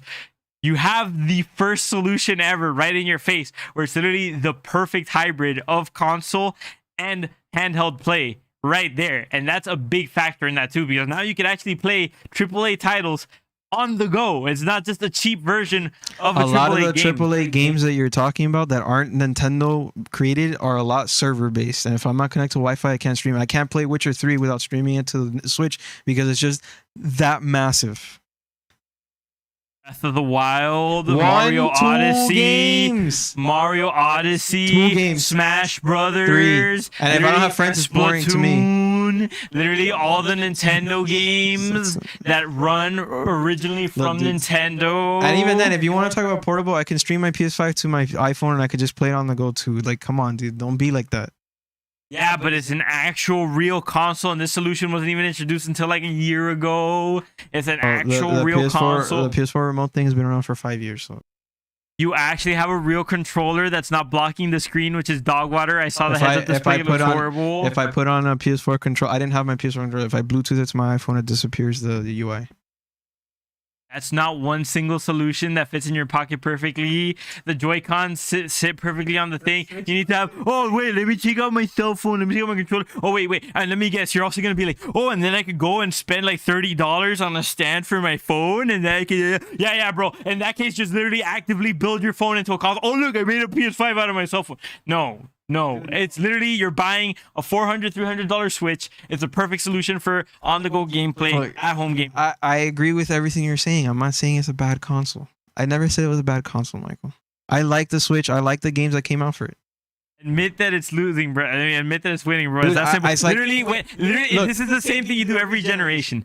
You could not admit PS3 was losing when in fact it was losing. Yeah, but that was PS4 because won, and then all of a sudden, everything's right. All the information's accurate. Dude, I have no arguments here. Dude, PS4 is actually the winner. Then Sony's behind again. No, dude, but the arguments are wrong. It's not even just Sony. It's both consoles are behind because of incapacities for manufacturing. It's a very real problem. Is the Nintendo Switch winning? Only because of that. And it's not, and because it's already been established with games. It's a yes or no question. Is the Nintendo Switch winning? Yes, I'll say it's winning, but you're seeing like, oh, it's so much better than PS5. So anyways, guys, this was the Co-Op Syndicate. It's so much better than PS5. It's not. Thank you, guys. No one even said. I'm not talking. Look, Switch has like Xbox 360 / PS3 hardware. I don't care. God of War is my favorite game, anyways, from like 2018. Xbox. Look, the Nintendo Switch only has like Xbox 360 / PS3 level hardware. It still wins. It's not up to you to say what the market decides. The market decides what the market decides, and the Nintendo Switch is currently the leader. Yeah, it's Nintendo called- is currently. When I running can't shit. get the new console, I'll just get my Mario console to back me up while I wait. Dude, it's all right to be sad. Literally, you did the same thing for PlayStation 3. Dude, you're doing the same thing for You PlayStation 5. can't tell me It's all right. while the PS4 is sitting at double the lifetime sales within almost the same time frame of existence in both consoles. The PS5 literally, they cannot bring it out of the tables fast enough to sell them, which is the reason why they haven't been able to sell them. The second that they get both the inventory and the games for it, it's gonna not only surpass the Switch, it's gonna completely obliterate it because of just the necessity. The player, it's just gonna happen. Look. I know you're salty, and I know you don't understand how businesses work. What was the biggest gaming business that existed 10 years ago? GameStop. Just because you have a lifetime worth of money or whatever, like a big amount of sales, doesn't mean anything. What is current is more accurate. The fact that Wall Street bets inflated GameStop to huge levels is more important for it than recently than the fact that it used to be a retail titan. Okay, so Sony, just because the PlayStation 4 performed extremely well, doesn't mean anything in the sense of the current market of now. They should be in trouble due to the fact that the PlayStation 5 and the Xbox aren't selling as well as the Nintendo Switch. They are Regardless of all these selling other well. facts- They're just not selling enough because the demand for it and the inventory is not there. But their inventory is on the spot, selling out every time it touches the market. Because scalpers are wrecking it, and on top of the fact that they still have to keep up with reservations that they haven't completed yet. They've already capped out the same amount, if not more so, than what the PS4 sold when it first came out. Within less you time. and me invent a super Omega console or whatever, and we were God. We literally let all the developers suck on our nipples, and we're like, look, we're gonna make the crossover of Halo and Uncharted with Legend of Zelda and Mario. We're gonna be the only console that has it, and we can't keep up with the demand. And then Nintendo actually has the consoles to meet the demand, and people are like, well, fuck these guys, they're taking forever. Let's just get the Nintendo Switch, and they outsell us. Are we still winning? But No, here's we're not here's the winning. problem that you're not getting. It's not that people are just gonna be like, no, I'm not gonna buy PS5. It's just I'm just gonna buy my Switch to wait for my PS5. So when I get it, I just get that instead. When you go to Best Buy, you see maybe, if you're lucky, one PS5 behind a like crystal thing, and then you look at their top stock and they have like 300 Switches because no one has been buying them. Smells like privilege to me, man. Literally, you're thinking How is people that are just privilege? gonna The be able PS5 to is just more dish out the money costly. for a Switch and then immediately dish out the money for a PlayStation They're 5. not I going hope to. you know a whole big thing that happened was that normally when Christmas time comes around, parents decide to get their kids a pretty big gift, something like a console. Maybe the PlayStation 5 would have been the one of choice. Maybe the Xbox would have been the one of choice. But the Nintendo Switch ended up being the one of choice due to the fact that the market it's not readily available. I'm not even But thinking about when privilege. you do look at these things, I mean, this isn't even unique only to the PlayStation 5. Honestly, both the PlayStation 5 and the Xbox had disappointing launches, in my opinion. Like in terms of what games to expect. Like half of the games that they promised weren't even there, and then even the ones that are there, like kind of like subpar. Like PlayStation 5 has Spider-Man Miles Morales, which is amazing, and they had Dark Demon Souls, which is amazing too. But everything else is just like, I mean, dude, look, the market speaks. I don't get can't- what you just mean. don't I don't speak get for the what market you anymore. mean. Look, I don't get what you mean. But I I'm know not you speaking had for the no market. complaints- I'm just you had saying. no complaints I'm when just PlayStation saying 4 that did not win. if PS5 had the same amount of inventory as the Switch had, it wouldn't have been like that. But if you're talking to me, yeah, the Switch is winning, but they're only able to output 3 to 5 PS5s per store, whereas the Switch is outputting like almost like 50 to 100 per store. Obviously, the Switch is going to outsell, and the fact that people don't want to wait, there's people that can't pay the full $400, $500 for it, and the fact that Microsoft's doing the exact same thing. I mean, yeah, it's obviously going to happen like that, and I totally agree with you in that regard. But what I'm trying to say is, if they have already outsold their inventory, they're not able to keep up with demand, and every time it touches, it's out of stock. It's selling. It's just not selling in the quantity that you would see to be impactful to compete against Nintendo. But the second that they do, you're gonna see the real numbers, and it's just gonna blow it out of proportion. And especially when all the games come out at the end of the you're year. Speaking as if It's all the never- people who are picking Switches can just all of a It's sudden turn never around too and get a late. PlayStation 5. Yes, they can. That's not real. You're ignorant. I'm not being You're ignorant. literally ignorant. I'm not being If I ignorant. decided to do The that. second- Look, I did that. Okay. I got a Switch instead of a PlayStation 5. I can't go back and get a PlayStation 5. Yeah, but you got a Switch. You got 2 Switches and an Xbox in the same day, dude. Come on. and a You can't PS4 for turn your around and brother. get a PS5. Yeah, but you can't today, but you might at the end of the year, this year. And you know what's the best part? The other reason why maybe the Switch is selling too, and I'll give you the second reason. It's because what you said, the PS5 didn't release with anything, but that's fine because that happens every console. When the Switch came out first, it didn't sell that well until the big boy games started coming in. Breath of the Wild, Mario Odyssey, Smash Bros. That's what really drove the sales of the Switch 100%. But that's exactly what's going to happen again. As soon as the end Breath of the year, Wild came out near like the release of the Switch. It was like immediately right after. but that's what I'm trying to say. As soon as God of War, Horizon, and all these big first party titles that everyone's been dying for comes out, that's going to drive the sales forward. That makes no sense because of your own argument. Because you're also saying they're struggling to keep up with supply and demand, which factors into it. By the way, that's their own fault. Because that's there's nobody else's fault but their own. So they're still losing. I have people like friends of mine that are upset because they can't get a PS5, and they're like, I want the PS5 just so I can get 60 frames because I don't want any more loading screens. Whatever. They don't even care about the games. They're just I don't want 30 frames anymore, and they're literally buying it just because of that. So just imagine that kind of person versus the kind of people where they're just like, bro, give me all these games and I'm gonna swallow them. It's gonna happen, dude. I'm telling you. Whether the market is right now, I agree with you. Switch is winning, but I'm telling you, the second it happens, you're gonna see the market flip 100% on its tail, and it's gonna be like, vroom, I think if Sony and Microsoft don't get their act together, I think it's going to be the exact opposite. I actually see the potential. AMD can't keep up, dude. I say the potential is there for PC to finally overtake console this year. Because honestly, with PC, you're never going to have the scalper issue. Yeah, you could go ahead and say that the launch... You could go ahead and say that the launch of the 3070, 3080, and 3090 were botched. But since you're ignorant, I'm going to go ahead and put you in your place and let you know that there's still a shit ton of different graphics cards that you could grab that aren't being scalped. Yes, but everyone wants the newest one, dude. It's like, yeah, I could just buy a PS4. If people do their research, they'll already immediately realize that the 2080 Ti has actually outperformed several of the newer ones. Listen. By your logic, I could get Horizon Forbidden West, which is like their big PS5 game, on PS4. It's gonna come out for PS4. I could do the same. I could just stick with my PS4 forever. You're literally playing devil's advocate with me, dude. And I'm not here for it. You literally just finished stating that people are gonna want PS5 solely because of the fact that they'll get more frames. So it doesn't make any sense that a game that they're gonna want to play on PS5, they're gonna get on PS4. But it's an appeal. And we're talking about the Switch being the leader in sales right now. That does not help Sony in next gen at all. And they're not gonna sell any more PS4s. The PS4 has literally been taken out of circulation already. They took it out of circulation because they needed the manufacturing space, not because it wasn't selling. Yeah, I know, but they're not going to be selling it anymore. Like, okay, I don't think they're you still understand selling how PS4. business works. Jordan, if you decide to not sell any more lemons to go and try to produce oranges, that means you will not be selling more lemons despite the reason behind PS4s. it. Okay, here's the big They're problem. still selling You're trying to give me PS4. all this why talk. I'm not giving you why talk. I'm not trying to give you...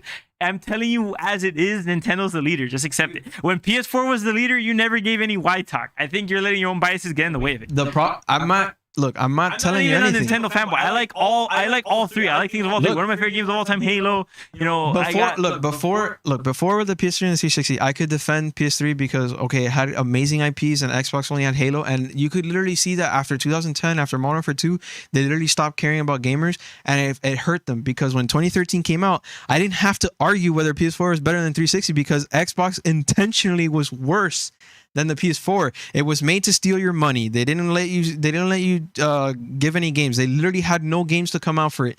And then on top of that, the console literally could not pass 900p in resolution. What does that say about your console? You intentionally shitted on it, right? Right now, the argument there is that they legitimately came out and said we literally cannot make more because AMD can't make more. It's just a proven fact. I'm giving you facts. AMD literally is working to create Xboxes and PlayStations and their own chipset to sell to PC consumers. Among the three of them, in the three markets, they are continually incapable of keeping up, so they have to constantly expand. That is still a mistake that could come back to bite. But that's not a mistake. Similar mistakes have haunted older consoles like the Dreamcast and things of that nature. And the results were something that crippled them to the point where they were not able to recover. The same thing could happen to Sony. Don't expect that they're too big to fail. No business is ever too big to fail. People the fact that people bought Switches already over these consoles is something you have to look at. You're being a little low IQ'd right now and thinking, no, but it's fine because then they'll just turn around and buy it. A certain percentage of these people, of course, are going to be able to buy it, but a very large percentage of people aren't going to be able to just do that, at the end of it, especially okay, with the way the economy is right now. What would you get? Hulu or Netflix? I personally, I mean, I don't even know how that's relevant. I personally would get Netflix. Okay, but why? Because I like the content that it has more than the one on Hulu, and also I don't like the fact that Hulu makes you watch ads. Okay, but if you pay for it, you can get rid of most ads on Hulu, right? But what is it that makes Netflix so appealing compared to the other streaming platforms? I literally just like the content a little bit more on it than it has. But the content that you like, is it Netflix based, or is it like just content in general, or is it Netflix based content? No, it's usually the other stuff it has. It's not Netflix based content. Like there's a couple. I like the Knock series that they typically tend to have that is Netflix content, but mostly like I watch it for like Breaking Bad or the movies that they tend to come through or whatever there. Okay, but one of the biggest draws and appeals to Netflix is the fact that they've produced their own exclusive content, right? Nintendo exclusives. Okay, one per every 2 years. Versus Sony is going to release 5 this year. They already released 1 and they have 4 left. The more that you release, the more that you offer, the more that you're going to bring to the table. Why do you think no one buys Microsoft other than when Halo comes out? Okay, it's great that you're trying to circumvent the argument that I'm presenting by just talking more, but you're literally ignoring the fact of what I'm bringing up, and you're also countering your own arguments when you're speaking. The problem Sony's currently facing are 2 problems, which you have not given me a solution for yet. Yes, okay. Their content, their original content or whatever for the PS5 right now sucks. Okay, they're gonna fix that with what you're saying. Fantastic. It's not even that bad. They're not even. Yes, it's pretty bad. It's not even as bad as when PS4 came out. I mean, basically, the only thing I see that's interesting is Spider-Man Miles Morales and Demon Souls, and that's already been for months. It's been the console's been out for months. To 4K 60 that they've done for any of their exclusive games or any game outside of that has been completely changing the way I experience games. God of War at 60 frames, 4K, amazing. The Spider-Man Miles Morales, amazing. I have not turned on my PS4 because of how amazing the PS5 is. When I got PS4, I'll give you 100% of the credit there. I went back to my PS3 and I just kept playing my PS3 because I couldn't bring any of my titles forward. The fact that I could bring my titles forward, play them at an even better frame rate and better resolution, and then on top of the fact that all these games are coming out, it was a perfect purchase. It was like a match made in heaven. That's great. They're losing still. Okay. What are the solutions that you want? What are the solutions that you want? Because you said you had 2 problems and I haven't provided a solution to it. Okay. No, there's the problems you're bringing up, and you've only given the solution to 1, and it still doesn't make sense how you suddenly expect it to turn around because you're not even taking into account realistic measures. You're just saying wishful thinking of what you want to happen. My argument I'm presenting to you is, no matter what you say, it comes out of your mouth right now. Xbox and Sony are both losing to Nintendo. You can give me all these whys and whataboutisms and blah, blah, blah. They're winning. The problems that you've told me Sony is facing is that they're not able to manufacture fast enough. There's the third problem you haven't brought, well, you touched on. I'll bring it up now. Scalpers are literally consistently just buying it all automatically. And on top of that, their game base sucks right now. You could be like, oh, but the frame rates and all that, that's never going to be enough. And on top of that, it doesn't solve for the other 2 problems. You can't tell me game base sucks when Nintendo's priding itself on games that came out years ago as well. Regardless of when they came out, right now you could go on the Switch and play literally hundreds and hundreds of games. I get my entire PS4 collection plus the entirety of PSN one-shotted into the PS5. Problems. What are the problems? Actually, solve the other 3 problems. All the people that bought Switches who can't afford to get PS5s. They'll just get it at the end of the year. The people who might go for Xboxes instead of PS5. They're not going to because they're not getting any games. They're not getting any games with PS5 either. Yes, we are. We just got 1 and we're going to get 4 more. We're getting 1 next month. It might be a dual thing because interesting thing, another thing that happened which I didn't talk about during the current event section, MLB 2021, the show, which is a PlayStation exclusive game, for the first time ever crossed the console market to the Xbox market and has the PlayStation Studios logo. So Sony is now crossing to the other consoles and starting to sell on their platforms too, thus making more money in the same way that Microsoft is, which I found pretty interesting. Okay, so that's actually really interesting too, because if they do that, then what happens when Elder Scrolls 6 comes to PS5? But that, I mean, that's just okay. Here's the thing, though. If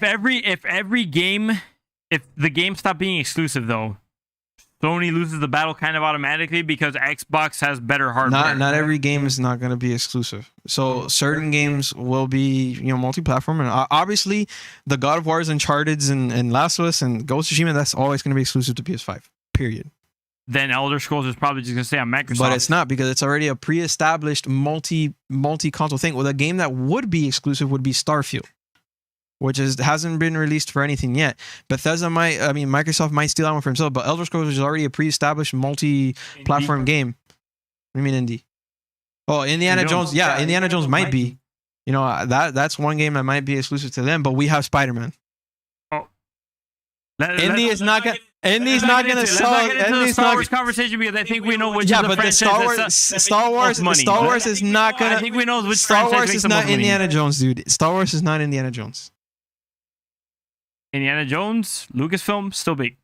Yeah, but it's not going to be the same. It's not. That's like if that's like me telling you if Howard the Duck the game came out, because it's Marvel, it's going to sell. It's not true. Howard the Duck sucks. Now Indiana Jones is great, but it's never going to be. Well, okay, look, just to close out. And even then, it's on Bethesda, which is a company that right now is just anally shafting their fan base. So I don't even think they're going to do a good job. Yeah, but Microsoft is probably going to put them in their place. Regardless of the fact, there's too many factors at play right now in the market for you to be that sure of. So I think it's just your fanboy. I'm not sure. It's just that the way the market's leading, I understand where you're coming from, but it's all the numbers are pointing to success because of what's going on.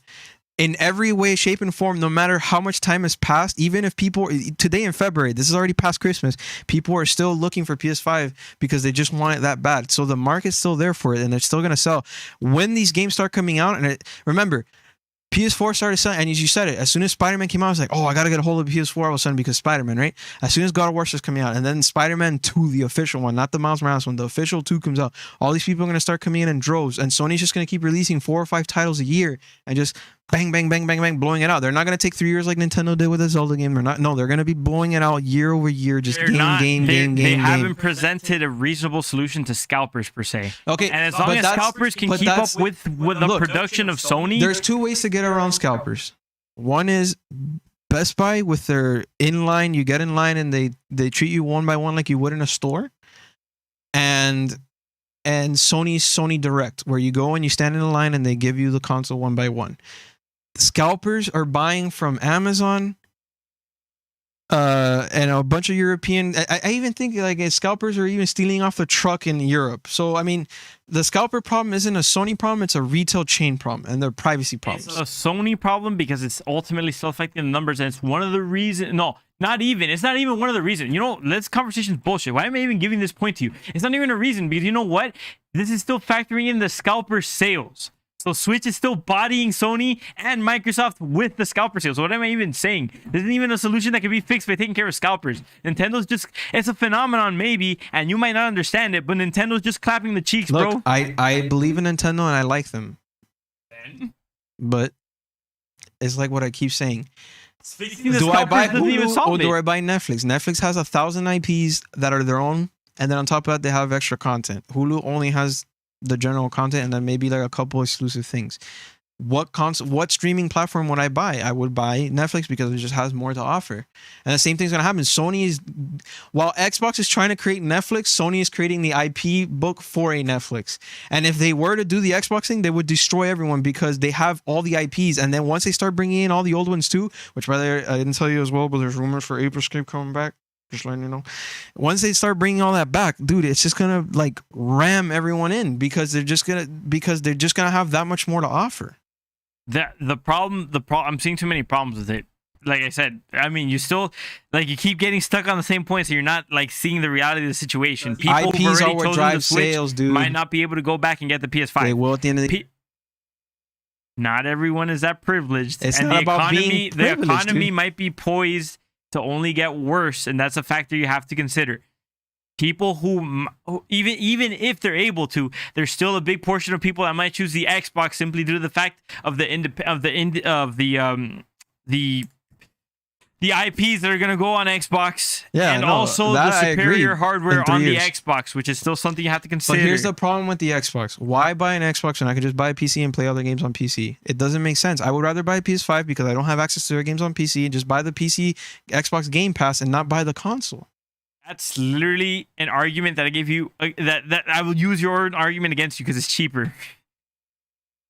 Exactly. But the problem is that I don't have access on PC to... I have access to maybe 2 or 3 PlayStation exclusives, but I don't have access to their IP. If I get the same content, I would in Hulu and Netflix, but Netflix gives me exclusives. I'm gonna buy the Netflix. The problem is that the exclusives aren't even here, and also the exclusives aren't even here. It might be too late. One They came still out have already. The scalper issue. One came out already. One next month. One the following month. Scalper issue not fixed. Demand issue not fixed. Might be too late. Economy increasingly worse. Damn it. Do I need to keep repeating myself? Or am I talking Chinese look, over here? You're using one speculative aspect of the market, and I'm using a different speculative aspect of the market. I personally think this by the end of the wraps year, up by the end of the year, because we're literally about to go over, and you're gonna have Sergio to pay me came in. $2. Look at Sergio. The numbers will start climbing when Sony and Microsoft iron out production issues, release their first hardware revisions, and cut the prices. It's happened every generation. It's only a few years out. Until then, Nintendo will keep printing money because they're not competing with them on the same level. They've carved out their own niche in the market. Thank you. okay, I'm still telling you that the second that Sergio they do what Sergio said right there, market's They're gonna blow facing up. unprecedented issues. They're facing logistic issues due to the whole COVID-19. You told me one of the biggest defense against scalpers is Best Buy or whatever. How many people do you think are going to be willing to go and line up in lines, risking COVID now and Best Buy? You just get on a web page. It gives you a timer.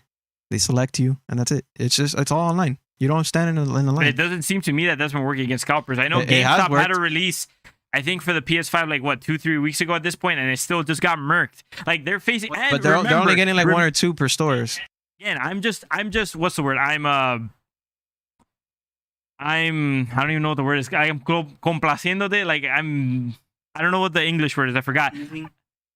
I'm appealing. I don't even know what the word is. It's like appealing to you. I forget what the exact word is. It's on the tip of my tongue. I forget. But I'm literally just You're agreeing with me. no, I'm like almost like patronizing you because of the fact that these sales numbers still are counting the Xbox and Sony scalpers. So Nintendo is clapping major cheeks even with the scalper issue. But whatever, we're running out of time. We really need to end this episode. This is literally going to be its own clip of like low IQ gorilla. I guarantee. You know what? I don't even care because at the end of the year, we're just gonna invite Sergio again. We're gonna do another 8-hour gauntlet session. We're just gonna talk about all the crap happening here, and we're gonna see. Well, you know what? Let's just leave it. That's gonna be an episode. We're gonna see what the results are at the end of the year. If I was right, there's gonna be if I was right, prediction if was I right. was wrong, then you can just put a bottomless pit meme mask on me, and I'll just wear it the whole podcast for all I care. But my point is, I guarantee you that at the end of the year, I know what I'm telling you. It happens every time. No matter what happens, the market is there for it. As soon as the IP start hitting, even then, Xbox is gonna have destroyed numbers on Sony as soon as Halo starts coming out. Look, man, I've soon as observed the Bethesda same starts coming out. history, as you. The only thing I can tell you is a consistent thing with you is that you are always simply on the side of Sony. Even when Sony's been wrong, you're always on the side of Sony. No, You're just like PlayStation 3 is the market winner. It's literally the best one. And then a broken clock is right twice a day. So PS4 actually was the market leader, and you were just like, yay, PS4 market winner. And then PS5 isn't the market winner. No, bro, it's still the market leader. It's still the market leader. I'm not saying it's the market leader. I'm saying it's going to become the market leader when the time comes. Now, what you're saying, I get your point. When I was a kid, I was dumb. I didn't read into things as much. I started doing it. I know what I'm telling you. It's there. It will happen. We'll see it at the end of the year. We'll do this meme. If I'm wrong, I'll wear a bottomless pit meme mask or whatever. We'll print it out. We'll cut holes in it, and I'll wear it the whole freaking podcast. I have to, dude. Just with a straw and You gotta everything. get someone with a 3D printer to help us out with that one. I'll give you the one where Sonic's running through the loop on your head. Yeah, exactly. For all I know. Look, it's gonna happen, dude. I know what I'm telling you. Sergio's already calling it too. It's just how the market flows. And even then, yeah, sure, the market's gonna go bad, but then it goes good again. It's a constant flow. Unless they somehow destroy it, which I guess Sergio will have to invite us to talk about on his show, because that's something that he's more freely available on, I guess. This is like a whole nother episode. Sergio, if you want us to have us on again to talk about this, let us know. We gotta We gotta iron this one out because I'm thinking Jordan's being a little gorilla brain right now, and maybe you could be the third person who could kind of help us out here. I'm just I know that studying the market, you man. like have maybe a bit of favoritism towards Sony as well, but you've become a PC guy. I think largely because you've seen the light a bit here and there. They've all done a problem, but just to close it out, look, he says, hell yeah, so we're going to have to do this. Look, we've had this. It's just, look at the history of what each company does, right? Sony effed up with their development of their console and it bit them in the butt. Xbox did the same thing and it bit them in the butt. Nintendo decided to go in their own niche and it hurt them a while, but they finally started picking up. Everyone has their downs. But I know what I'm telling you when I tell you that the PS5 will come back as soon as they iron out this problem. It's just going to happen. The market demand is there for it. People are just waiting. They don't want to fight the scalpers. They don't want to pay $1,000 for PS5. But even then, look at their numbers. What about the other part where maybe for a lot of people interest could fizzle out? That happened to me. And I don't want to go necessarily into anecdotal, but it's looking into possibilities. But when you wanted the PS5, they were going to bring out like a bunch of titles that you wanted. The second we got close to the release, you didn't care anymore, on top of the fact that they took away all the games you were interested in other than Spider-Man and passed them over to the following year. So you lost your interest because they did that. But the second that they do, the interest is going to be there again. But how many more people are there that are like that? Or how many more people are there that are like that and then they got to switch instead? Or maybe they were still hanging on and they're still fanboys, but then the scalpers are just making things too hard. Like there's too many variables. Right, but the market is still there because at the end of the day, as soon as all these things that originally intrigued people are coming out, they're just waiting for that. But it might be too late. How many people are going to lose their jobs between here and there? Like, these are things you have to consider. If another Great Depression happens, like knocking on wood, hopefully it doesn't because that would be horrible. If it does come to that, are you going to really be thinking like, I need to get my God of War Ragnarok? Yeah, or but if thinking, let me get some food to fuel my family, you know? To that end, everyone feels at that point. So there's no point to this argument. If we're going to bring in like life situations where the world ends and, you know, everybody loses there, at that point, there's no point in this argument. My point is the argument is that the economy is there for it. If the economy's not there, everybody loses. But we're trying to have like a conversation about like, you know, business and sales and the market and everything. I'm thinking that the way things are, I'm thinking that it actually might be very problematic for the Xbox and the PlayStation 5 because of all the challenges they're facing. And these are real business problems that they're facing. Right. And that the Switch is winning, I'm just stating a fact of how the market currently is. I'm thinking that it's going to be extremely difficult for them to flip this on Nintendo because there's just too many challenges in the way. I understand where you're coming from, but my point is that the numbers are there. It's selling. It's just not selling. Well, one, there's a scalper problem, and two, the fact that there aren't the IPs there, but it's selling. Since Sony released the PS5, they matched, if not surpassed, the amount of PS4s that they sold when it originally came out. On top of the fact that they don't have the supply to keep up with demand, they already outpaced the PS4's original 3-month selling time. The Nintendo Switch outpaced that because you remember that the scalper sales are still counting here. It is. But what I'm trying to say is that even then, the supply didn't reach the demand. Is what I'm trying to say. That's still a problem, man. If you and me are like, yo, we're gonna drop but it's a good problem because it means that people want your crap. If we're gonna drop Soldier Boy consoles and we can't keep up with the demand, we're still failing as a business. If you're selling everything that you're putting out, that's good business. It means that people want your stuff. Yeah, but okay. I'm gonna talk to you. I'm gonna explain if to you I like make I might make 100 PS5s and all of them are sold out and people want more. Like I say that's a success. I'm gonna explain this to you like you're 5. If I am like Jordan, I will sell you my Blue Eyes White Dragon for $5. And you're like, okay, I really want the Blue Eyes White Dragon because I like Kaiba. But you get grounded and your family takes away your allowance. Now, all of a sudden, you can't buy my Blue Eyes White Dragon. Or if you were like, you know what, I'm going to go get Exodia instead, you cannot buy my Blue Eyes White Dragon.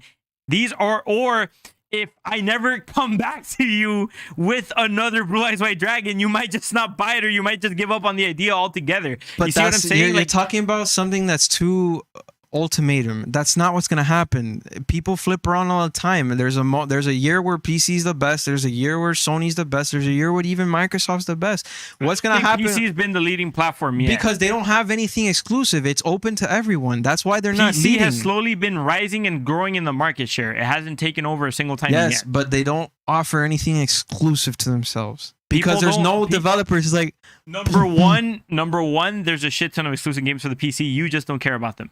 Number two, you just don't care about them. Say it the way. because say it the way every game that everyone ever looks forward to is on everything else. You don't care about them. Literally, you got upset when people were naming games like Phasmophobia and all that as one of the top games of last year. You just don't care about them. But That's I got upset That's- not because people were giving the game credit, but because everything else was so shit, and that those games ended up outperforming them because they were actually good compared to the shit that was coming out. If you don't mean what you say, then don't say it. Say what you mean. Yeah, Literally, people you're ramble- literally being. yeah, people they ramble don't got on what they're exclusives. They upset. got a shit ton of exclusives. People ramble on with this. What does it have to do with it? They have a shit ton of exclusives. You just don't care about it. Just say it like that because that's what the truth is. They have more exclusives than Sony does. Right. They have more exclusives than Sony does. It's that simple. Okay, there's a lot of movies in the world, but everyone likes Marvel over everything else. That's like, it's the same thing. There's a lot of indie companies that make movies and they're all great, but people only talk about Marvel because it's the most marketed and most sold, and it's the most widely enjoyed. You know, that's like me saying, yeah, sure, Sony's great because all the games that they promote every year, that they put on the E3 shows, that they spend millions and millions of dollars in marketing, are the console games anyway. Sure, PC has a bunch of games, but they're like, So is sold your few. argument that popularity is the only thing that's worth it? no, of course not. But what I'm trying to say, If that's the case, then the Switch is the only console that's worth it right now. Look at me, I'm Jordan, and I fall into my own argument. all I'm saying, My I'm not logic's saying, and even then, backwards. look, even then, okay, let's go with that logic. As soon as God of War starts coming out, as soon as Horizon starts coming out, as soon as they start bringing out all the PlayStation exclusive, again, it feeds into my argument. As soon as the end of the year hits, by popularity demand, the PS5 is going to outsell everything. If it can get around all the other challenges, if it could get around the current economic standing or the possible worse economic standing of later, if it can actually turn around to outsell the Switch is literally out there in like thousands. They could literally just sell at any moment. The PlayStation is struggling to make it into the hands of a single person right now. That is the scalper. Because everyone's buying it. But the thing is, again, going to your grounded argument example, that's not true because they're not grounded. They're just producing slower. You don't even understand the example. That's I how bad you understand are. the example, You are but the they're still person who's producing grounded. it. You, me, I'm the person Yes. who's grounded. So I had the money in hand to get the PlayStation 5. I was there to buy it. I was Yes. literally sitting there. I could not get it. Circumstances changed. I had to give that money to something else, fair, and you now I could've- will not be able to buy I the could have PS5. gotten it for you. You didn't And want it. all those people, I could have all gotten it those for you. I people could have gotten it for you. who I got- understand all you're the saying you didn't people- get. You know what? I all know the what this people is. You who just didn't got- get one. all the You just people- didn't get one. all the people who got a Switch instead, You just didn't get they one. might not be able to get it. You're just sitting here like everyone's me. If I could do it, they could do Dude, it. That's not the case. I'm probably sitting right now. I'm probably below average on the salary income, considering the fact that I'm unemployed. You are below average on the salary income. I'm below I'm average not on the below salary average. income. I'm unemployed. All I'm saying is there's, what was it, like 10 million unemployed people I in the think United you said States it right now? already. I wanted it and I couldn't get one. That's literally your argument. You didn't want it one. You That's didn't not get my it. argument. Okay, I won. Like that's it. Like literally the Switch Okay, is Michael, you outselling won. the PS5. You won for sure. There you go. In December, we'll revisit this. We'll do another gauntlet with Sergio. We'll do an 8-hour year-end review or whatever. We're just gonna talk about whatever's going on in the industry, and then we'll see what the results are. But I'm telling you, man, the numbers are there. I'm telling you. Sony, look, This even is then, good look for the player. Look. 40% of all PS5 sold in the US belong to the scalpers. Yet somehow magically, there's been a 30 to 40% increase in PSN Plus users. Explain that. How is it that a console that's supposed to be running the subscription is not being given to the consumer, yet that the consumer is still buying the subscription and becoming a part of it? The Because numbers of are the aftermarket there. sales aren't being tracked. Okay. And like I said a They're thousand both- times already, the scalper sales are still counted. Yes. So Look. guess what? The Switch is still No, winning. Black Widow Rose is upset because we turned into console sales. instead Nah, of bro, let's go- we literally Look, talked. we finished talked about- we talked about it for we 3 were hours. technically supposed to finish the podcast like an hour ago, bro. It's just that Jordan is a little bit of a gorilla. I'm telling you, at And the end he of the year, doesn't- we're having this. It's going to be an episode. It's going to be like episode 50 something. I guarantee we're going to be in the 50s by the time we get there. We're going to have this discussion. All right. Still doesn't change the fact that Nintendo's winning right now. That's like literally like I'm just like your look, argument is so poor. my argument That's like isn't saying, that like, Sony is a that's like leader. saying, like, My oh, argument bro, is look at that. The PS4 beat the Xbox 360. Like, okay, if the PS5 finally becomes mainstream by the end of 2021, and then it overtakes the Nintendo Switch, once people maybe the economy recovered or whatever, at that point, that's you counting them as winning. my argument isn't that the PS5 is better or not. My argument is that you're saying that the Nintendo Switch is the market leader to stay. I'm saying it's gonna get dethroned. That's it.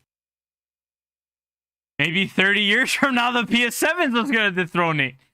Okay, it's eventually going to get dethroned. I'm not arguing that it's not going to get dethroned. I'm saying that as it is right now, I think it's actually like PS5. I think the PlayStation 5 and the Xbox are in danger. I think, and thinking more like fifth dimensional, like thinking like more like 4D chess here, I think that with the growing frustration of trying to get a hold of an Xbox and a PlayStation, like even leaving Nintendo outside, like for the people who aren't like, maybe because there's a lot of people don't actually like Nintendo, I think that this could actually mean that the PC is actually going to get an increase in market share. So this might actually be positioning the PC to finally take over, even because people might be getting frustrated with this. And despite you always want to be like, but my 3070 and my 3080, you can still get very excellent, superior to PlayStation and Xbox graphics cards for decent prices for your PC, and it could still make for superior gaming experiences depending on what you're going for.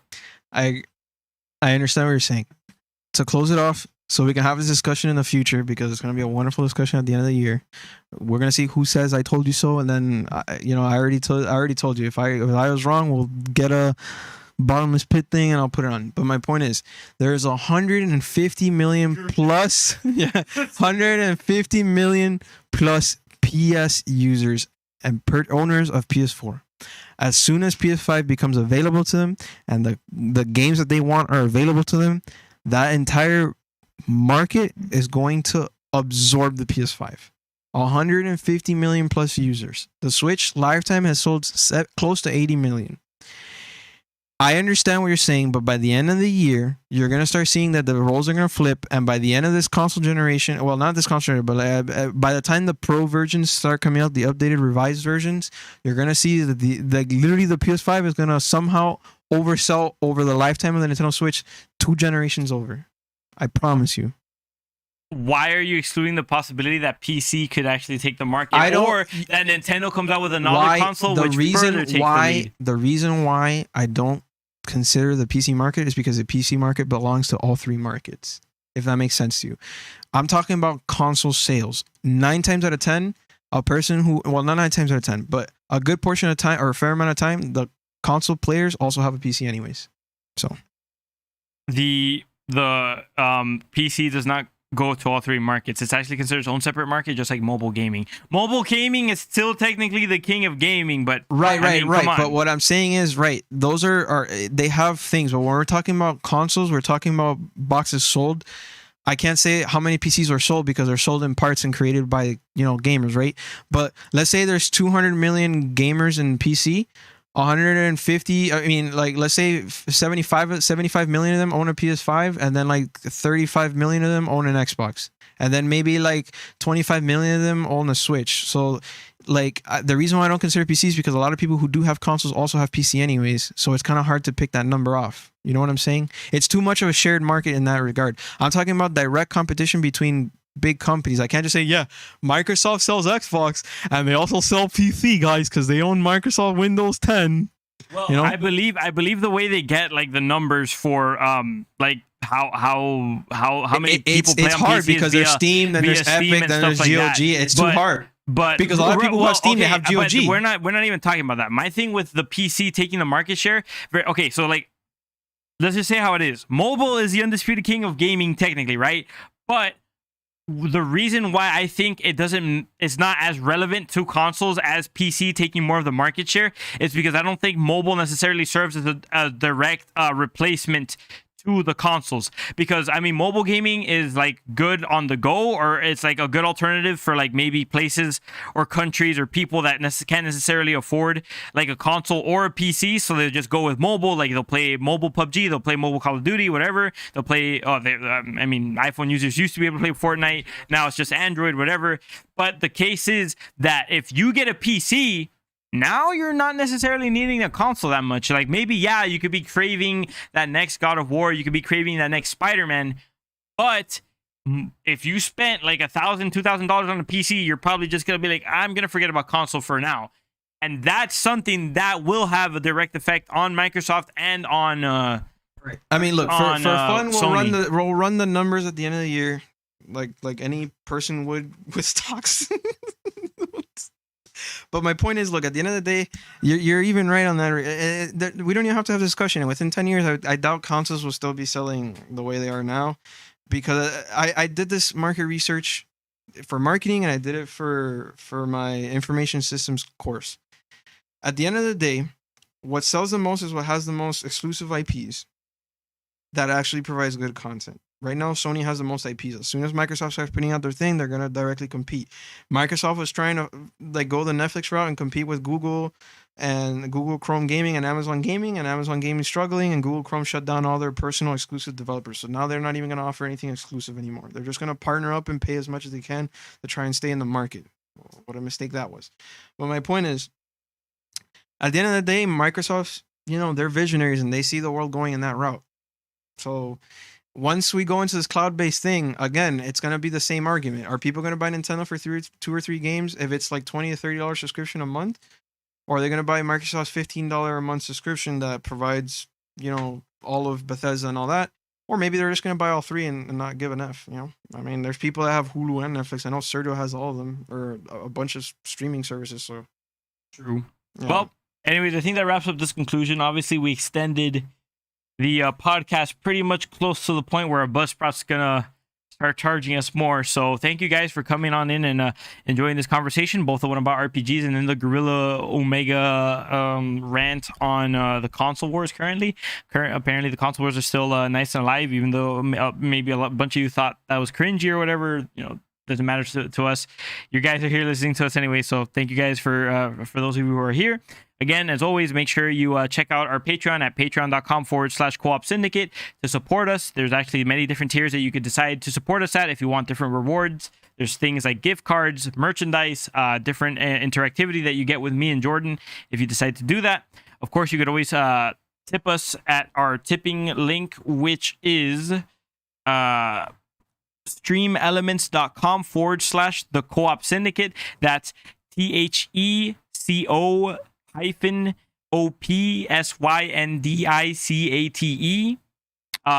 If you want to support us directly financially there, that would be fantastic.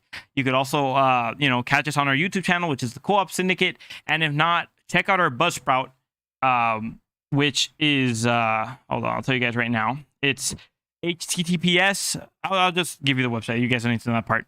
TheCo-OpSyndicate.buzzsprout.com. That way, if you guys just want to hear us on the go without watching us on YouTube, and you could actually just play us in the background while doing your chores, doing your errands, cleaning the house, whatever, you could actually listen to us through that website.